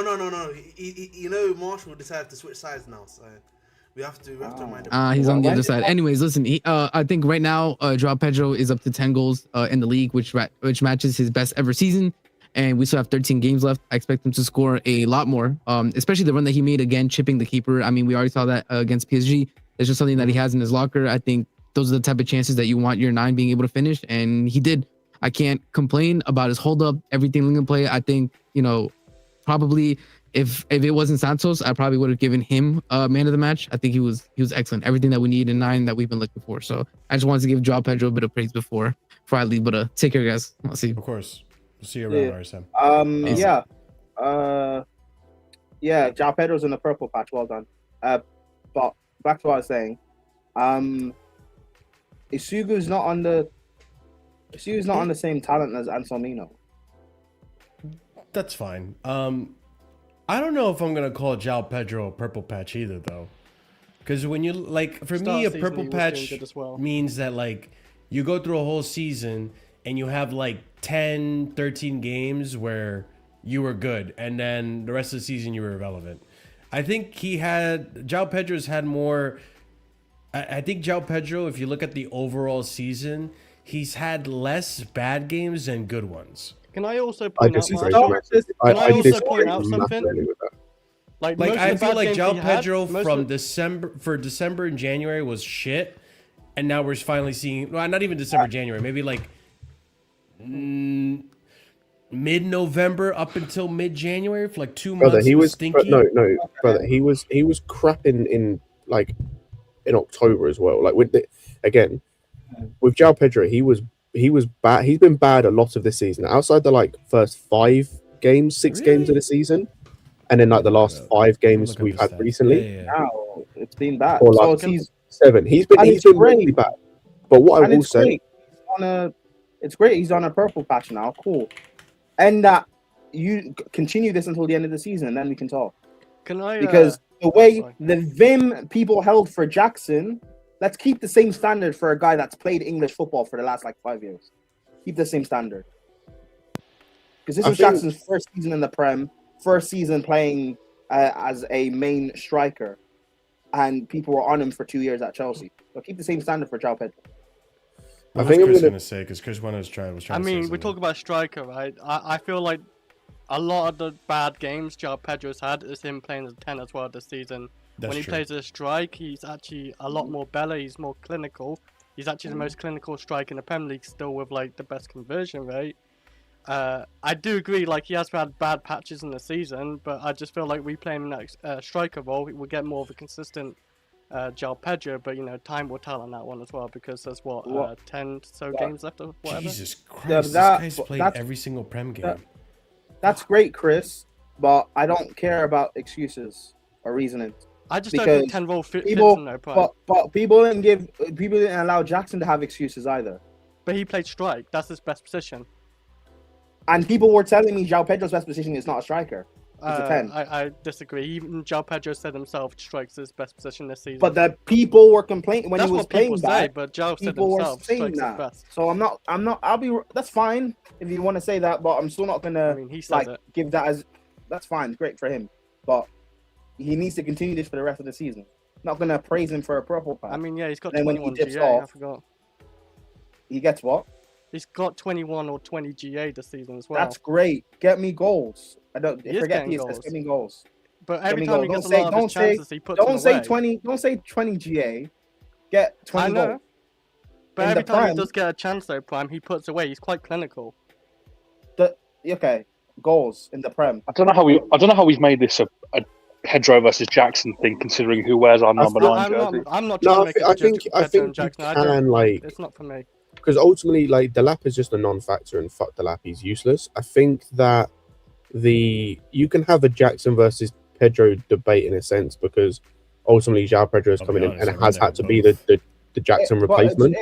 It's not a Jackson versus Delap thing. For me, it's where's the clear upgrade? Where's the clear upgrade? Where's the clear upgrade in football in general, though? Well, Like there was outside of Igor Thiago, you could say that. Outside of Haaland, like, is there any striker that's clear in football? Like, inevitably, like this is the next big striker that we should be, linking ourselves to. There was one that wanted to come to our club for the past 2 summers, but even he's not my point. When we got rid of Jackson, because people want to talk about all Wait. Even he's not your. What do you mean by that? Hold on, you got to finish that. My point I'm talking about isn't Osimhen. My point is when Jackson left and people were talking about he has to go and all the problems he has, which is cool. The 2 strikers we then brought in, the lap I told people this guy's ass, and Joao Pedro, he's not a clear upgrade on Jackson. I think we're gonna have to wait and see with Joao Pedro, because I've been very critical on him this season. And I think validly so because of his performances before. I want to point out something, Scott. This man just made an argument for Victor Osimhen. How much GNA did Joao Pedro have? 21? In goals and assists, 10 goals in the Premier League, I think he Victor has. Osimhen has 16. In the Premier League, goals? Okay. No, he has his own league. Oh, wait, how many goals does he have then? I'm looking at it right now. In his own league, he has 9 goals and 1 assist. But how many goals did he get? Okay. 9 goals and 1 assist in 15 So he has less goals than Joao Pedro Osimhen. this season. Okay, Osimhen, great. What does that have to do with Minutes Pedro per goal, 122. No, I'm just saying, we played minutes per Joao goal. Pedro more. No, because you were saying I got clear more goals upgrade. Where's than my him. clear upgrade? We're talking about what you presented as evidence of a clear upgrade, and I'm not seeing Yeah, it. that's true. He doesn't have pens. No, that wasn't my evidence of a clear upgrade. Because I said forget. So who's the clear Osimhen, he's not upgrade? when I said forget Osimhen, he's not my point, and you focus on Osimhen. Great. Well done. So who's the clear upgrade? Because everyone loves to say we need a striker, we need a clear upgrade. Who? Haaland. Is Joao Pedro a clear upgrade on Jackson, Marshall? That's not what I asked you. There are upgrades up there. There are better options out there. Who? Julian Alvarez is one. Osimhen is one. Ekitike, do we need to go over Julian Alvarez's numbers? Ekitike, who we're linked with, is one. There are clear options out there. There are better options. Is he? Because the same guy that we're criticizing right now, like Joao Pedro, has more GNA than Ekitike. I mean, Joao Pedro is one of the top strikers. In a better team, by the way. In a better team. Right Because I'm not going to sit here and say that Liverpool don't have a better attack than us. They do. On paper, their attack is better than ours. Okay, and they just won the league last season and spent half a mil. That's great. And Liverpool have been asked this season. So that's great. Awesome. And Ekitike is part of that. Even though he's been the shining light this season, he's been part of that problem. And he's been their best player this season. Arguably their best player. I think Szoboszlai is their best player. Arguably and most their best Liverpool player. fans would tell you that. That's fine. Arguably the best player. Sure. He's been their best signing. I'll give you that. On Joao Pedro if he stays at strike. And gets the chances as well, because I can't blame like that Arsenal game where we lost 1-0. Joao Pedro was actually brilliant. I know he didn't score a goal, but he was brilliant what he did. And you know what? The thing is, Prime, I don't even disagree with you. The fact is, though, like, I hate it when fans come up and say, oh, we need to upgrade on this and we need to upgrade on that. And it's all like complain. Where are the solutions? You guys know, I'm a solutions guy. I think the thing with Joao Pedro... I've given solutions.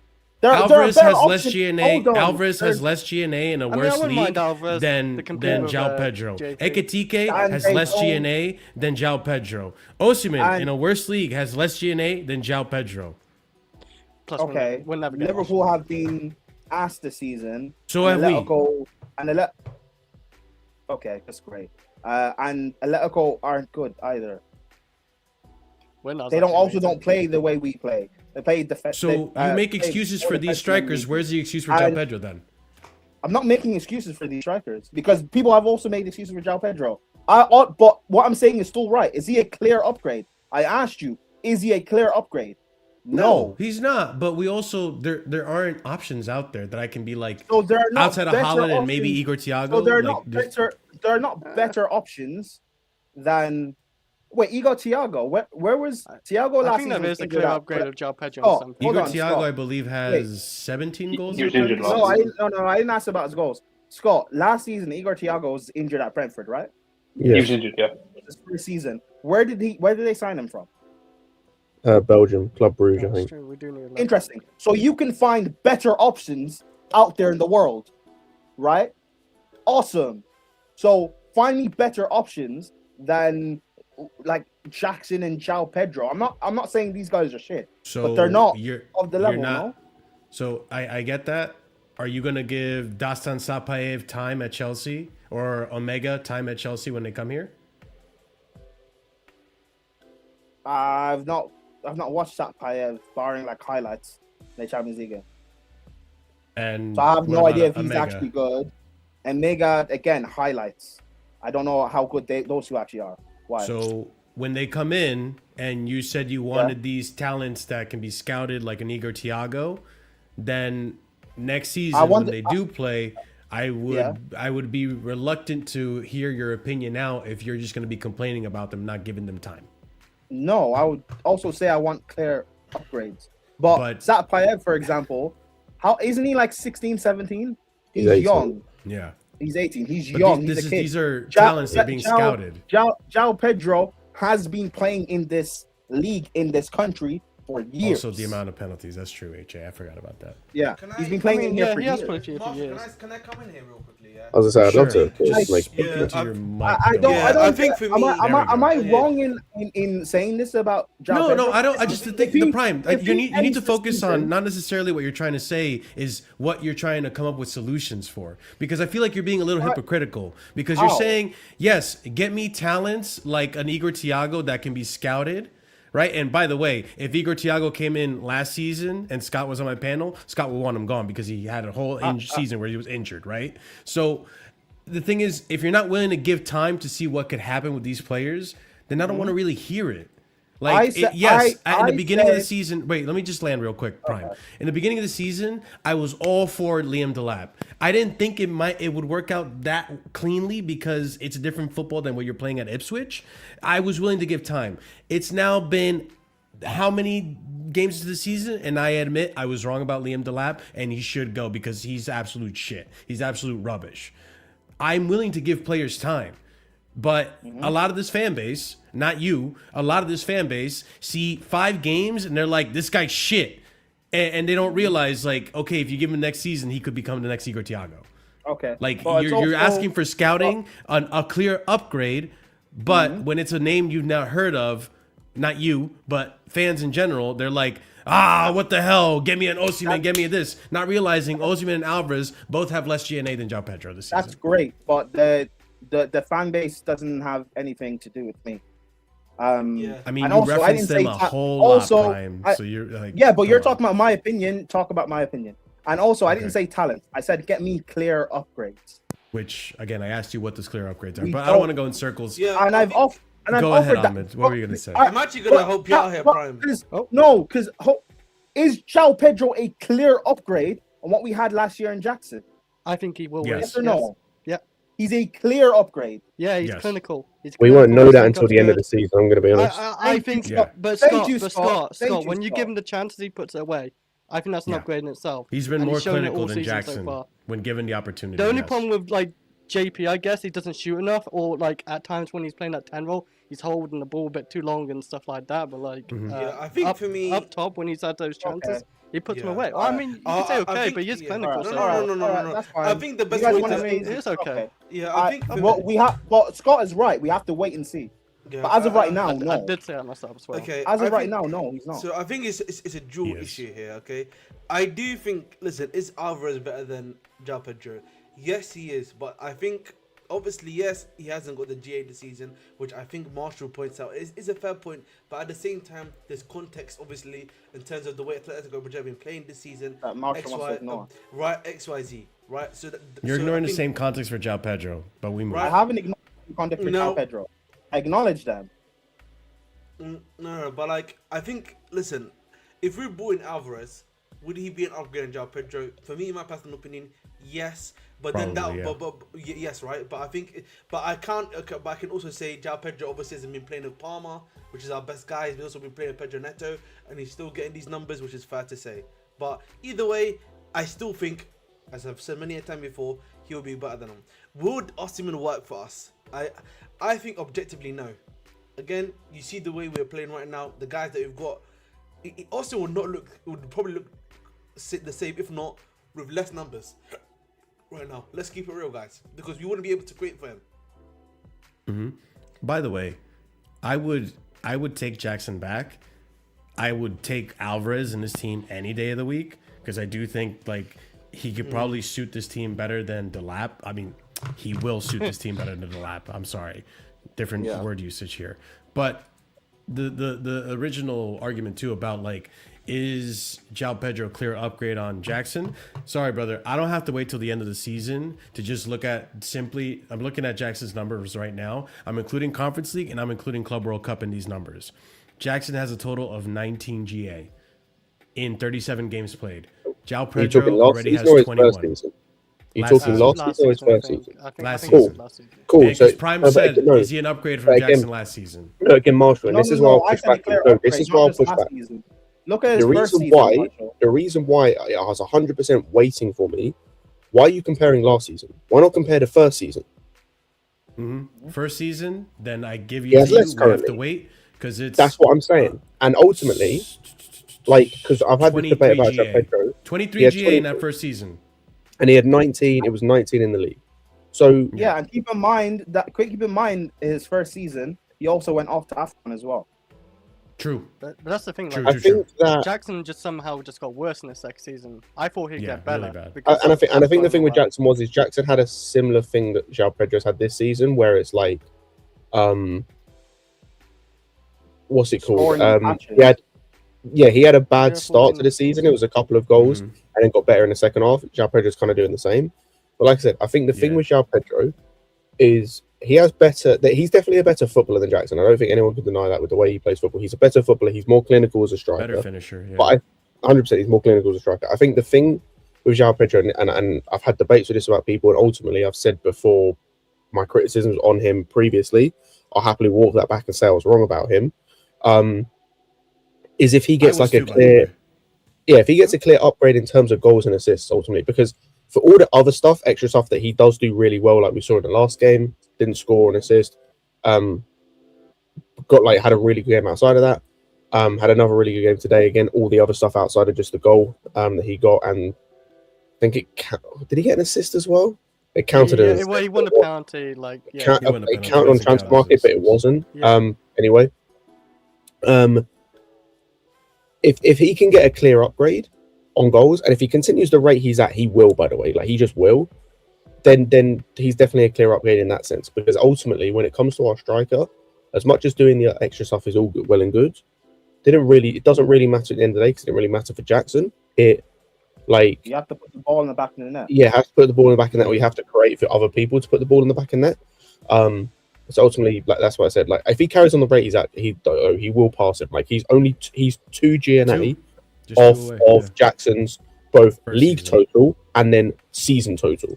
Which I'm going to be honest, he's going to get that between now and the end of the season. But I've said before, I expected whoever was our starting striker this season to get 18 league goals minimum in the league. Like that was my expectation. Didn't matter who.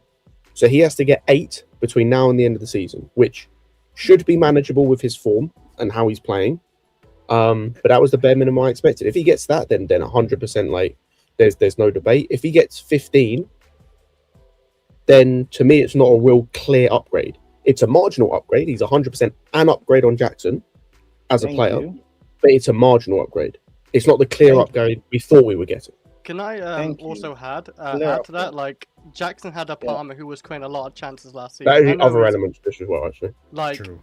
We don't have like a Palmer this season, or like Pedro's actually got worse this season as well. We have Garnacho to add to that as well. Like Esteves came into it, but he didn't really get the minutes to really like. Wasn't Palmer also poor the second half of last season? He was, but he's still also creating a lot of chances. And not just for Jackson. I'm not gonna say just for Jackson because that's just stupid. Just say for him, but he was still creating a lot of chances in general. I do think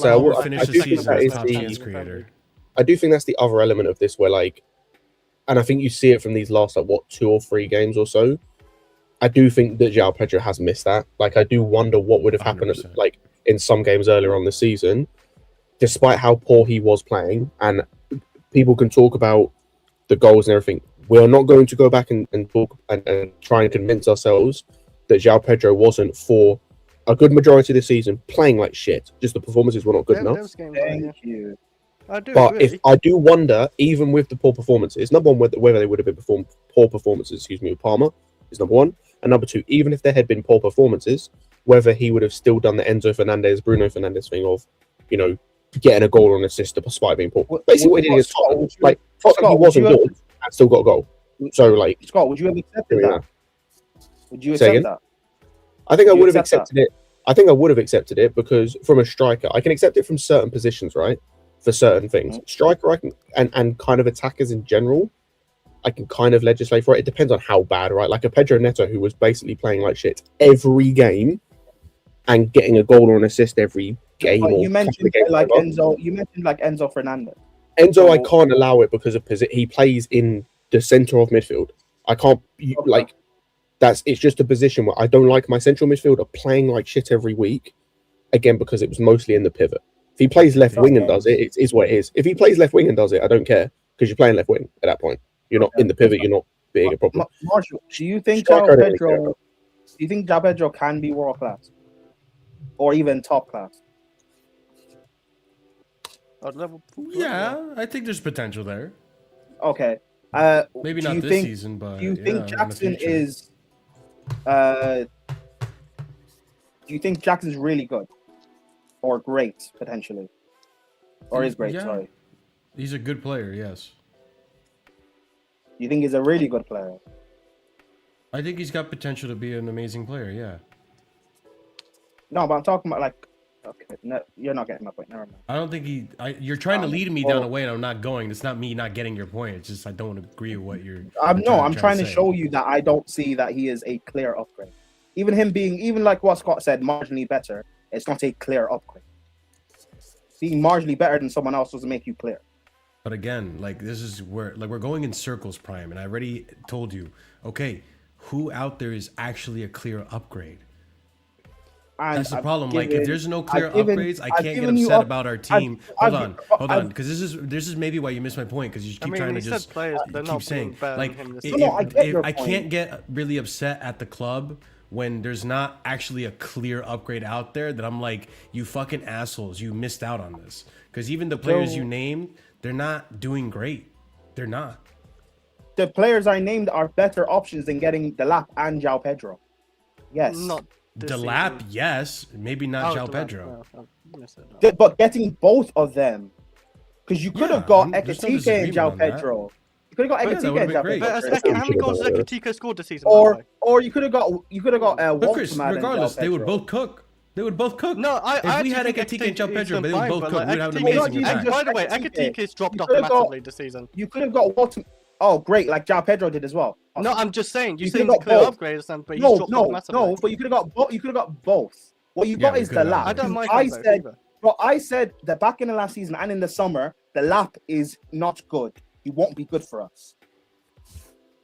So when you're talking about like these players, it's clear and obvious which players will actually work for us. Yeah, I mean, we weren't. Yeah, you're right. We weren't going to get Ekatike and Joao Pedro, but we were linked to both of them, and I don't know. Maybe we could. Yes, we 100% could have got both. We 100% could have got both. By the way, we chose not to. We chose. You know what? You're not wrong, because we chose to put that money into wingers that are shit. And the lap. Yeah, great. And the lap. Yeah, exactly. Like you could have not gotten Garnacho and the lap and just gotten Ekatike, who could play both positions. Can Ekatike actually play as a winger? He's played left attacker, left wing. Yeah. I'm pretty sure he did at Frankfurt. You know when play strike. I think he just mainly plays strike for Liverpool. He's not playing He played in the front two. What's his face? He didn't play out wide. He played in the front two. But even then, Joao Pedro can play that position. Anyways, listen, we'll wait and see. If Joao Pedro can continue like this form and scoring goals until the end of the season, then cool. I'll say I was wrong. But until I'm proven wrong, I'm not gonna up my sides. I mean, again, he's only 2 GNA away from matching what Jackson had in his first season, which is impressive. That doesn't make it a clear upgrade. That's not impressive. I will say I noticed with Jackson had a lot of chances matching Jackson's goals. He doesn't do that. Matching Jackson's goals doesn't make him a clear upgrade. Who's the BS? Marshall, okay, hold on. Now, because now we need to like be specific about defining terms. what is the GNA of a clear upgrade? Or not even GNA. Give me the goals or give me the assists, whatever you want to do. Can you get 20 goals? If he gets the chances, yeah, he will. Okay, I'm not going to say that. No, I guarantee he's a good finisher. No, actually, he's a good finisher. So, like, if he gets the chances, can he get close to 20 goals? Can he get close to 20 goals? If he gets the chances, yes. So, again, close to 20 goals. Igor Thiago, Erling Haaland. Igor Thiago has 17 goals, a lot of them from penalties, and Erling Haaland has 21 goals. So you're asking for that level. Again, and you don't have the answer. I'm asking for a 20-goal a season striker, yeah. That's fine. I'm asking for the next John Terry in the center back too. Some things just aren't available out in the market. Minus the racism. So like I'm not gonna minus the racism. So I'm not gonna harp on these things and these hypotheticals in a different dimension where this striker's available and this and that. Like what you're asking for is the next Erling Haaland. No, I'm not. I don't think he's asking. Igor Thiago is not Erling Haaland. He has 17 goals in the Premier League. Haaland? Is he Erling Haaland? No, he's not. But he's the only other player even close. The next player close to that is Semenyo on 12. And Joao Pedro's not too far off from that. And Buemo got 19 goals last season, didn't he? I think. 19, yeah. And Wissa got 20. How are they doing this season? All I'm asking for is that we actually scout better. Because we spend a lot of money. All I'm asking for is just to build a squad better. I don't think, yeah. And I asked that in all areas of the pitch, by the way. Oh, wow. Because I don't disagree with that, but sometimes you got to give the W's where they are, and I think Joao Pedro's a good scout. Because even with Jackson, after his first season, I was saying, cool, the target is get to 20, or at least get to as close to 20 as possible. And prove an upgrade. To be fair, by the way, in the chat are actually right. If Joao Pedro took penalties, he'd be over 20 goals easily. By the way, great, but he doesn't. One thing I will say, just going back, the numbers on Joao Pedro are wrong. He needs 6 more GNA to match Jackson. Yeah, but also or 5 more in the league. Okay. I was gonna say, you're saying is top 3 in strikers in Premier League this season. You're saying taking pens. What he doesn't take pens. If Jackson took pens the last 2 seasons, he probably gets a 20 goals or at least closer to it. That's why Jackson's 15 goals in the first season was impressive because it was without penalties. 14, Marshall. 14. Oh, 14, sorry. And then he got the year before that, he got what? 13, 12? No, that's the year. 10. That's the year. His first season at Chelsea. I know. But the year after, he got, I think, 12 or 13. And if he took penalties, those penalties... Valencia or Villarreal, wherever team, I don't know. No, the year after in the Prem, the second season, which was last year. He got I think 12 or 11, something like that. No, comps? He got 10. And 10, okay, 10. And with pens, that could take it up to 15, 16, something like that. That's what I'm saying. That's why I'm not looking at our pens because Palmer takes them and Enzo takes them. I'm not looking at the pens for our striker because they don't take the pens, unfortunately. So should I go and discount the pens from Igor Thiago and Erling Haaland then? Well, Igor Thiago takes pens at Brentford, but if he was at Chelsea, he wouldn't take the pens at Chelsea. So then Igor Thiago wouldn't be an upgrade at Chelsea. Yeah, but I didn't mention about Thiago. You did. You brought him up. Yeah, because you brought up someone who can get you 20 goals in a season. Igor Thiago's up there. Cool. Sometimes you can just admit you're wrong, and that's okay. What am I wrong about? I do agree, CP. There's no upgrade out there that you're talking about that's a clear upgrade. There's no better options than the 2 we... Okay, cool, whatever. Then the lap. You're lumping in the lap, and we're not talking about the lap. I'm not denying the lap. There's a clear upgrade to the lap. I can name you a clear upgrade. I think Dominic Solanke's a better striker than the lap. You know what I'm saying? I actually did like Jackson's first season too, by the way, Prime. And that's the same thing. I wasn't even for Jackson leaving the club. I was like, if he goes, he goes. If he stays, he stays. Whatever. He's shown me last season he could be good, but he could also be shit. It's either or. But you're asking for a clear upgrade on Jackson. I think Joao Pedro is showing that right now he's not a clear upgrade on Jackson. I agree with you. He could have better numbers than Jackson if you give him time to finish the season off. But if the numbers don't hit the way you want him to hit and he's not that clear upgrade, who am I getting in as a striker that is the clear upgrade? There is no clear upgrade out there. Okay, fine. By the way, I'm going to be honest. I do many think goals he do you gets more think- goals. How many than Jackson. goals do you think he'll end this season, Marshall? Joao Pedro? How many games? Got, Yeah. In the Prem. In all comps or just in the Prem? I think Prem. How many In the games we got left? Prem, I think What- he'll what actually game end the season on 15 goals. Do you think he can get 20 next season, though? Palmer fit? Yes, he will. If Palmer stays fit and If he these gets around wingers are 15 actually now, not yeah. Martin, as so fucking do you shit, think then he's going to get? probably, So you think he's going to get 5 goals in 12 games? yeah. He could. Seems Yeah, low actually, to me. he I could can't get lie more. to you. That seems kind of low. Yeah, Listen, I it think could he be get more. the way he's going. To be fair, and this if is he where gets like chances. I even admit I was wrong. And chat, you remember this, Chris? You remember this conversation? I didn't even have Joao Pedro for more than 10 goals this season. I genuinely thought he was gonna come in, play his Firmino role, and up the numbers for Jackson when he was here at the time, up the numbers for Nani, up the numbers for everyone else but himself.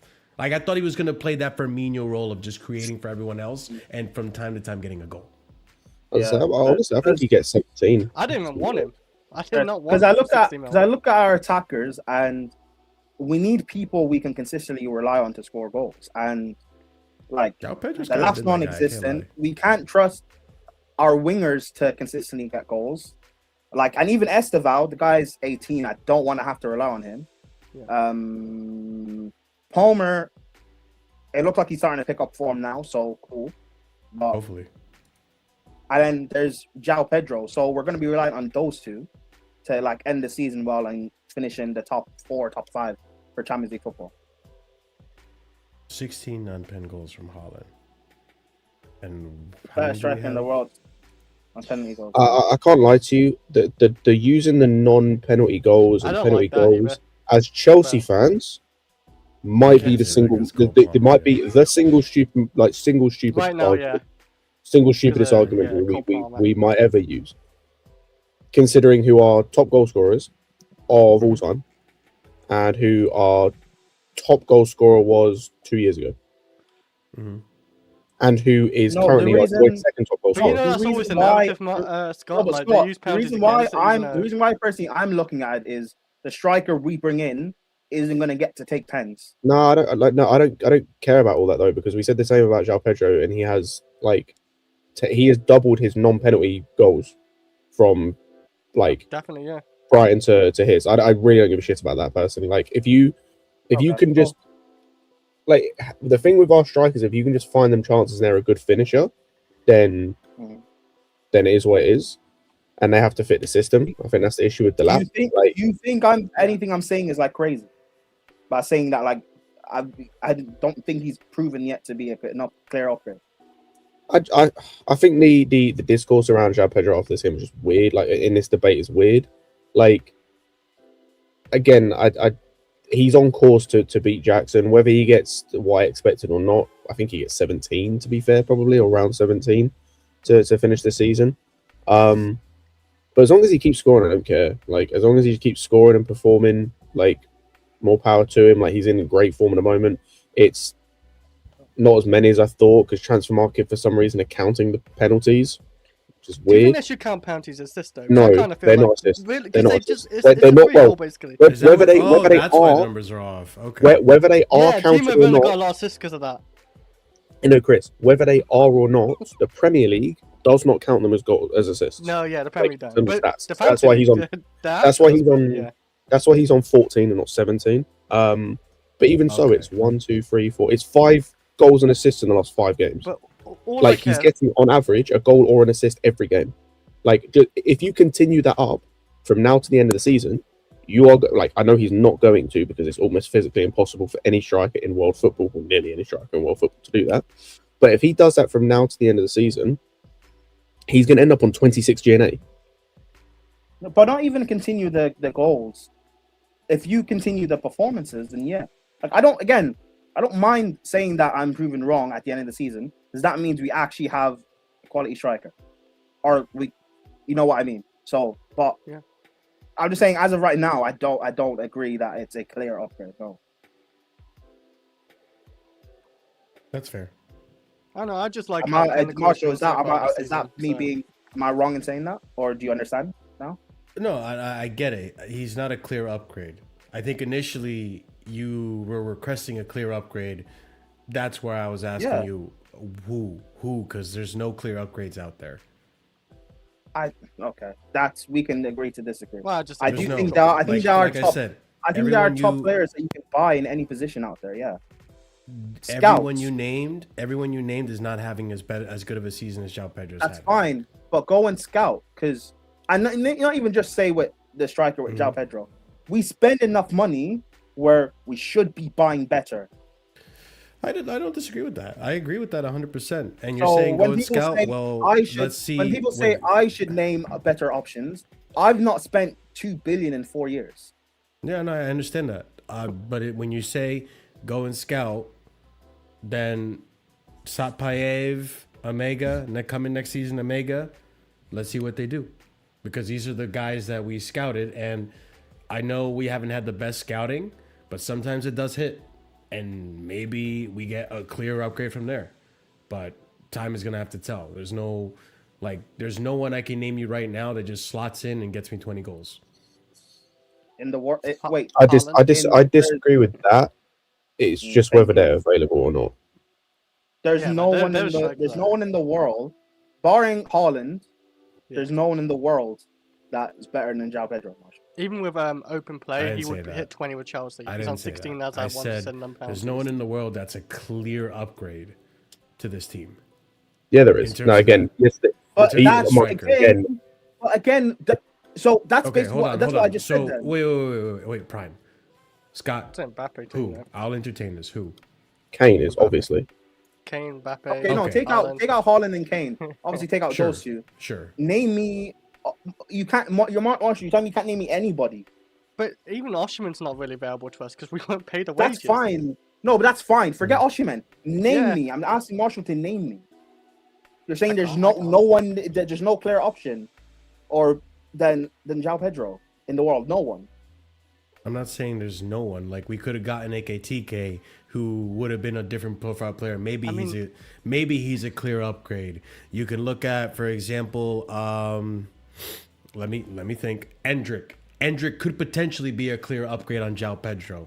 He's doing really well at Lyon right now.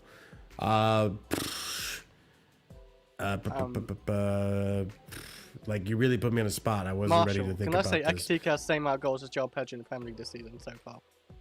So you can't really say that's clear. He has more, to be honest, after today's game probably. But it's again like there's prospects out there. There's people who could potentially be better. I just don't know. That's why I put the onus on you, because you said I want a clear upgrade. Cool, I want a clear upgrade too, but I can't name you one. But I named you players and you said no. Let's go. Because no, I didn't say no, because I would take Alvarez. I think he'd be a brilliant striker, but is he clear? I don't know, because his numbers this season have been shit. Okay, I think we have to strengthen other places. But that same argument, Joao Pedro didn't have the numbers he has now last year. No, he didn't. No. So a better environment.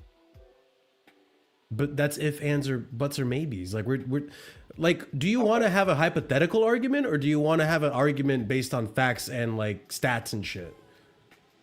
Because if we want to have a hypothetical argument, then cool. Let's entertain Endrick then. Yeah, Endrick. Yeah, he's a clear upgrade because I've not watched Endrick at Lyon, so I don't know. Yeah, and I don't think you've watched Alvarez this season at Atletico Madrid. Alvarez so how do you has dropped know? off this season, but I'd still take him. But like, I know what I saw from Alvarez at Man City, and I like the player in the profile. He could come in here and be great. He could come in here and be absolute shit. Because I didn't think Joao Pedro was going to be good. I'll be real. I said it from the get-go. I'll be honest, Marshall. Like, Alvarez was quite good for him last season. Just this season, he's still their top scorer. It's just I don't think Atletico's done as well this season. I'm not going to kind of watch him, so...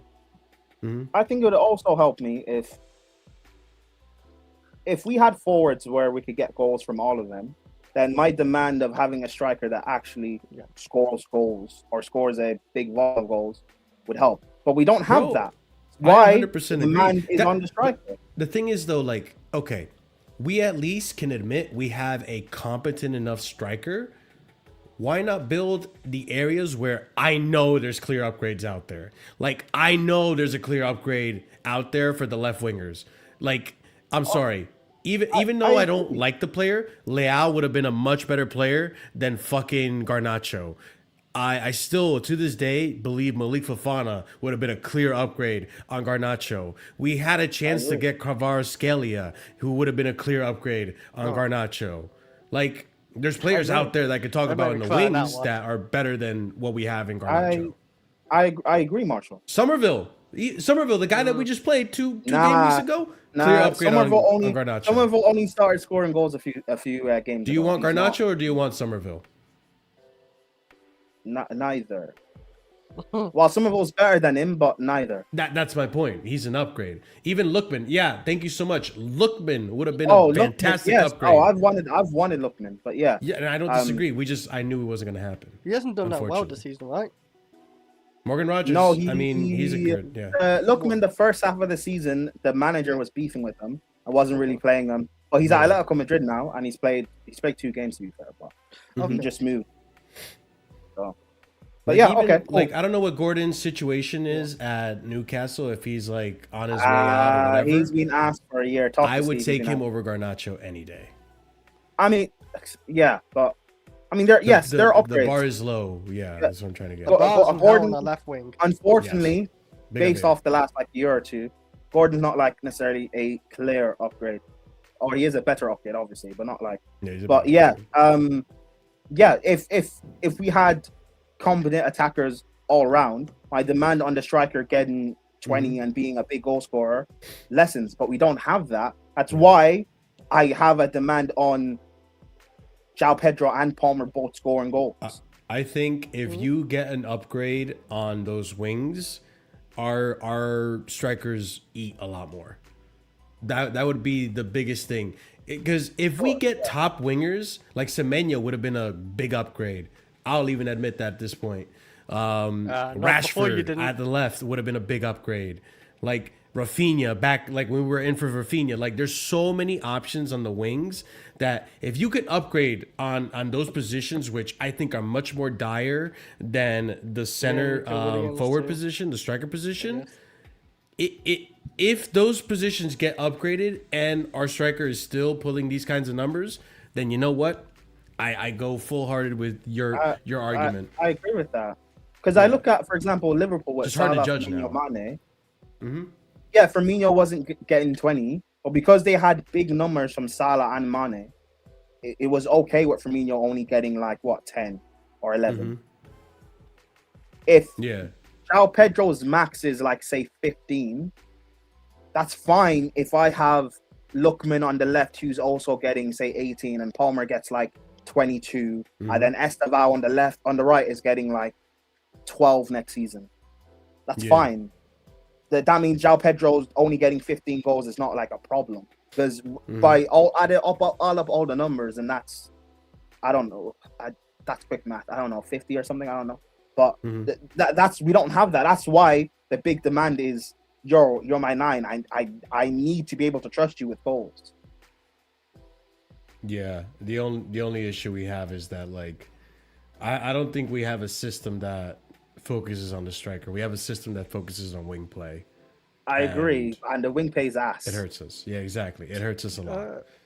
Do you have a expectation where you think Joao would get his goal? How many more goals he'd get at the end of the season? How many did you expect? Me? We don't have that.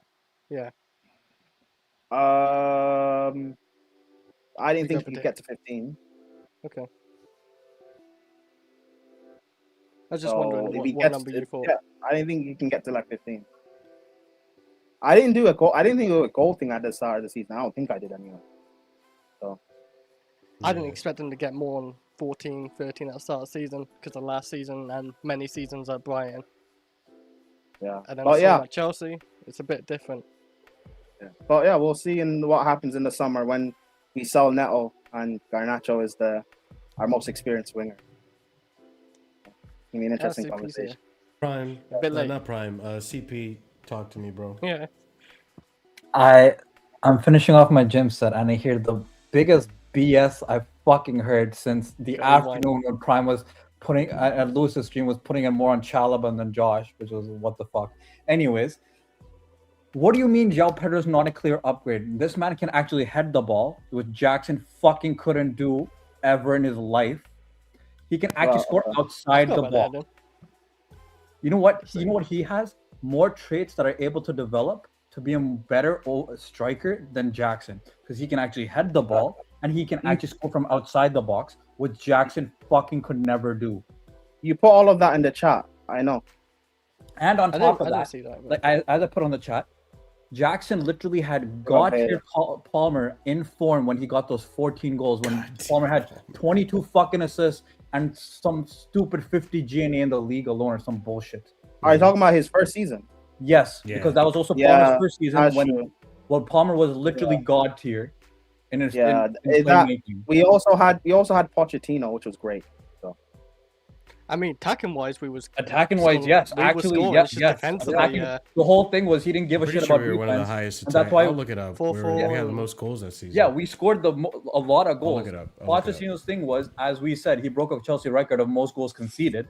We didn't have problems attacking. That's why Palmer's freak on the numbers. Yeah, so that's what I'm saying. So now we're dealing with the guy who doesn't have prime Palmer, just like Jackson didn't have prime Palmer last year, and he's gonna be getting better numbers. But the traits you mentioned with Joao Pedro of what he can develop is the future stuff, which is cool. No. He has these traits now. No. He has better heading ability right now. He has better outside. Yeah, but you also mentioned other things about the future stuff, which is great. But I'm talking about just in this current moment. I don't agree he's a clear upgrade. Hold on. Hold on. More of a threat already. Hold on. Okay, that's fine. Hold on. I don't agree right now he is a clear upgrade. Now, if he ends the season and continue playing this way, like again, his performance is not just the goals, then cool. I'm wrong then. I'll be honest. I don't agree. I don't give two fucks about his performances as long as he scores, because he's my striker. He's the one position. His whole job is to give me goals. I don't care if he fucking scores with his dick half the time. I don't care if he gives me fucking 1 out of 10 performances. As long as he scores a goal, I don't give a fuck. I also he's like the one position. I don't care. Yeah. Be a Bruno Fernandes. Be shit for 99% of the game. You give me a goal. I do not care, because that's your job. That's your one job. I do not care. Okay, so if he ends the season scoring goals and doesn't continue playing well, then that's also great. Yeah, I don't care. Give me goals. I want goals. Okay, goals win me games. Goals win me games. I'd also say CP, he has to have the chances created from as well. Remember that Arsenal game? I thought he still played well, but Enzo and Delap on the wings. That's why that's why if we're doing comp for comp, I would compare Pedro's season to Jackson's second season, because they're both similar in terms of not having prime Palmer. In terms of that, I mean, he didn't even have Palmer almost this season. He's been injured. Prime Palmer. Palmer created a lot of chances, by the way. Yeah, prime Palmer in terms of the 33 GNA that Jackson had that Palmer had in his first season in the Premier League alone. But Palmer also wasn't good in the second half of last season. That's what I'm saying. That's why I'm saying it's similar in comparison, because Palmer wasn't good in the first half of this season. Okay. Yeah. That's what I'm saying. So I would compare GNA, if you're looking for goal output from my striker, and how much better Jackson or Pedro would be. I would compare to Jackson's second season and Pedro's first season, because they both have a Palmer that's been off for half the season, right? True. And Jackson was also injured last season as well. He was actually a little bit, yeah. Yeah, I get that. Months. I think everyone here though actually liked Jackson, because even I remember me and CP was defending him against Kai, saying, "Oh, he's scoring a goal every 2 games. It's not too bad." Yeah, I know. And then they went downhill afterwards, and then he got injured. Yeah, then he got. I just again, if he continues this and stuff, then cool. I'm wrong. I don't mind saying that I'm wrong. Is what it is. No, but I would compare it to his. He scored. I would compare it to his not 14 goal Premier League season. I would compare it to his 10 goal Premier League season, because you had not prime Palmer. That's what I would be the comparison to. Who does Joe have this season anyway? Prime Palmer stuff is because I'm saying he had so many. He was such a threat in terms of goal scoring and assisting. I just can't, But you say prime. So was he only being that much of a threat because of Palmer? I Palmer think so. definitely helps. I think if Part you of have a it. guy who has 33 GNA, the amount of bodies that would be on Palmer alone to give others space. Palmer especially definitely the striker. platformed Jackson that first season. By the way, But CP. but that was a Palmer that no one knew could do this.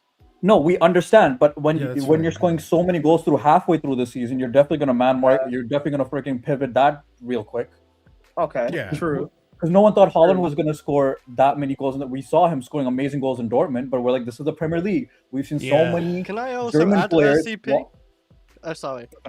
I was just gonna say I would still rather a bad like whatever performance Cole Palmer over a Enzo in a 10 or Garnacho, No, I agree with that. or I agree with a that. poor Neto. I'd still So- rather that over them lot.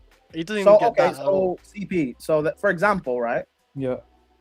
This game, the last game, Yes. because Joao Pedro had the Palmer that everyone fears. Right back, That boys. takes away of Pedro's performances Yeah. and his goals. No, it doesn't, because Joao Pedro literally got 2 penalties for Palmer. Literally the 2 penalties that Palmer scored were through Joao I Pedro. can't lie, and those are today's. funny penalties though. Every Yeah, time. but because Palmer, everyone fears Palmer, it gives more space for Joao Pedro and more time, and then he's not being double Well, marked. no, you can't say that yet because Palmer's just been on form for the past 2 I know, games. I know. I'm making a before joke. then. I know, I'm making a joke. It's fine. Yeah. Yeah, again, cool. I still don't agree with currently he's a clear upgrade, but by the end of the season, if I'm wrong, I'm wrong. I don't mind being wrong. How many goals is he? He's on 9 goals, right, in the league? 10 in the Premier League. 10. Yeah. Okay, so if I'm scored comparing 10. it to last season, Jackson, he's already better. He's already tied him. I think That's he fine. will show the That's numbers, fine. but You're comparing it to that. I'm not. he's probably gonna beat his first season as well. Like no problem with the goals. Yeah, let's see if he gets to 15, because I didn't think he could get like even up to 15. No, neither So- did I. I had low expectations when he first came. Is this until the first Club year World he's got double digits? Goals? No, no, he he- had double he did digits go last season, but he was on half pens of for the 5 pens. of them, so this is his full. Okay. I know If we we're doing shouldn't non-penalty do goals, that, but like, yeah. then yes. Non-penalty goals. And like for our striker, getting non-penalty goals is important because they don't take pens. Because Yeah. Palmer takes them, Yeah, and then very Enzo takes similar to them. Drogba. Yeah, Enzo's second choice. Yes, and that's the point I was making to Scott. The striker that we bring in, even if it was Pedro or whoever else, they won't take pens. Palmer will take them if he's on the Actually, it pitch. might be second Enzo choice. will take them if he's on the pitch. Like no striker will get an opportunity to take pens really at Chelsea. No, unless Yeah. I don't know, unless Haaland came, So, in, yeah. maybe Oh, they would give it to hey, him. No, I don't think you have Palmer's a better penalty taker, by the way. He's No, the best but dude, one. we've had literally we had Drogba, we had Crespo, we had True. Shevchenko, Yeah, we had true. Anelka, and Lampard was still the penalty taker. Lampard because he's the Yeah. the best there. So Exactly. just like that, that's gonna That's be what I Palmer mean. too. So I mean, but yeah, even with the Joao Pedro thing, like I even said to Marshall before you got on. Part of my demand of like our striker getting goals is because barring Palmer, I'm looking at who else I can actually trust to get goals. Our wingers are like null and void from a goals perspective. And Esteval, I think he can get goals, but he's 18. I don't want to put a demand on an 18-year-old like that in our attack. Or we shouldn't have to, but everyone else is, all the other wingers are like ass. And then it's only Palmer. But then I have to look at Joao Pedro. Unless you include Enzo as an attacker. But still, it's like, if we had a quality left winger who could get like around 15 goals or whatever, then demanding Joao Pedro to get 20 plus lessens a lot. Or even one that you can just create 15 goals. Like, give me chances, because right now I'm like a car with a flat tire on one side. You know what I'm saying? Like Esteval, we didn't talk about it, but Esteval today, he couldn't really do much. Like he had some moments here and there, but like, talk to me, Chris. What? We can't really say much, man, when we're just like going through the left side mainly. Exactly, Palmer exactly, or and that's the Enzo, side Correa. that has the flat tire. So like, Yeah, okay, is that what you said? Sorry, my bad. yeah, that's what I'm trying to get at. So it's like, we do this with like, in other games too, where like, I mean, I understand it. We can actually pers- know.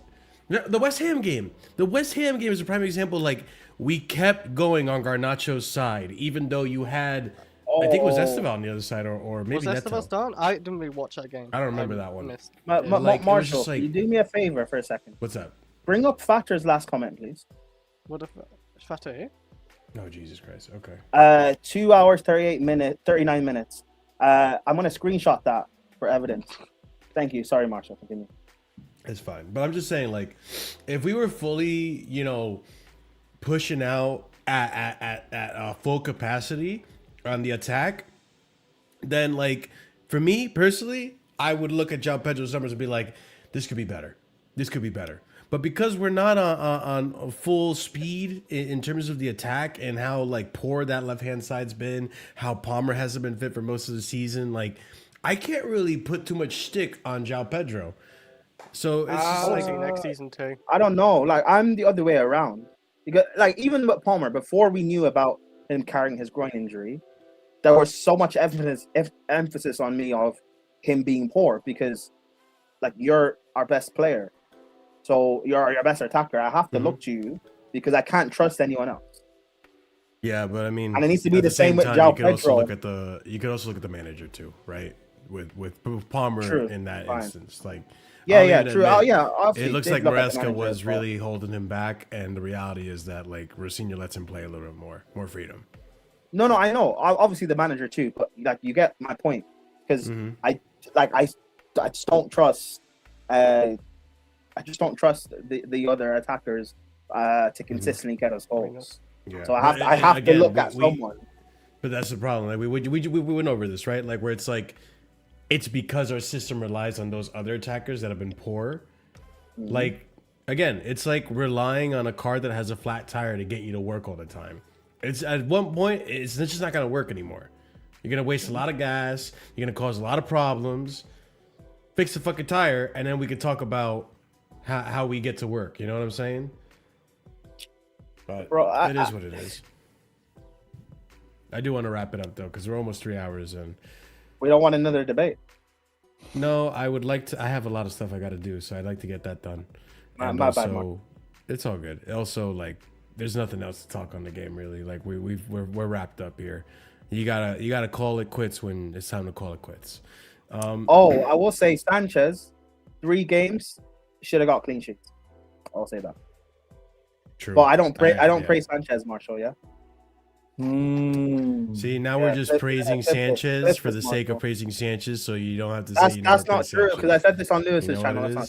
Malo Gusto, I think you should have had a open chance creation play today, but you didn't get it. So you know what? Just so in case people say I never praise Gusto, there it is, bro.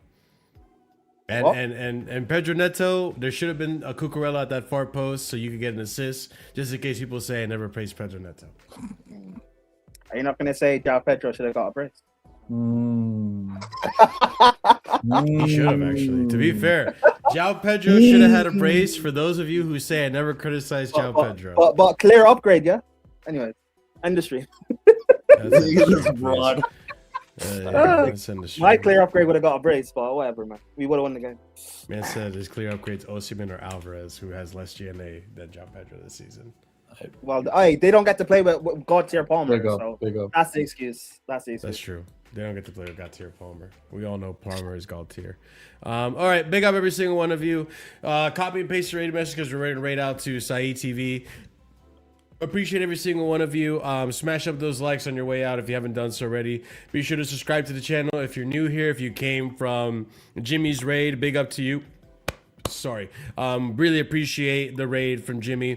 Big up to him. We already know Jimmy's the GOAT. Average. Actually, no, let's do this soundbite. Beans over toast. Yeah, big up Jimmy. Also, big up to every single one of you for tuning in and staying, sticking the whole stream. If you were listening to the whole stream and you're in the comments, you watch this in the future, leave a waffle emoji in the comments. That way I know you survived the whole stream. But yeah. This guy. But yeah, be sure to copy and paste that raid message. Let everyone know where you're coming from. Saeed TV right now. Probably talking about the game where, a last minute Sesko. That's crazy. That's crazy. I was just about to raid Saeed too. That's insane. Big up Saeed. Thank you for the raid. Goddamn. Is it true? Did Saeed raid me? That's say he just raided, or did he raid me? I don't even know what's going on, bro. Someone tell me the truth, please. I'm a very confused individual right now. Because if he didn't raid me, or if he's, is he? Well, let me just double check right now. Let me go on the good old YouTube to see if he's live. Damn, I'm cooked. I'm cooked. All right, we're gonna raid someone else. Raid wars for real. Big up Saeed, yo. Thank you so much for the raid. Everyone from Saeed's community, be sure to smash up the like button as you're coming in. Be sure to subscribe.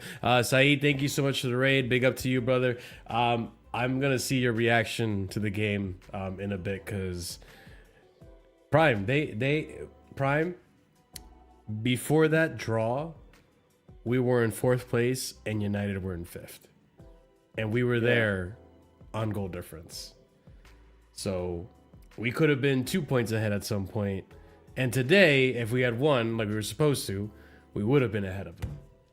But here we go. I got to listen to more Staffy TV. How many hugs, expected hugs per minute in this game is going to lead me to potentially overtaking Aston Villa, overtaking City.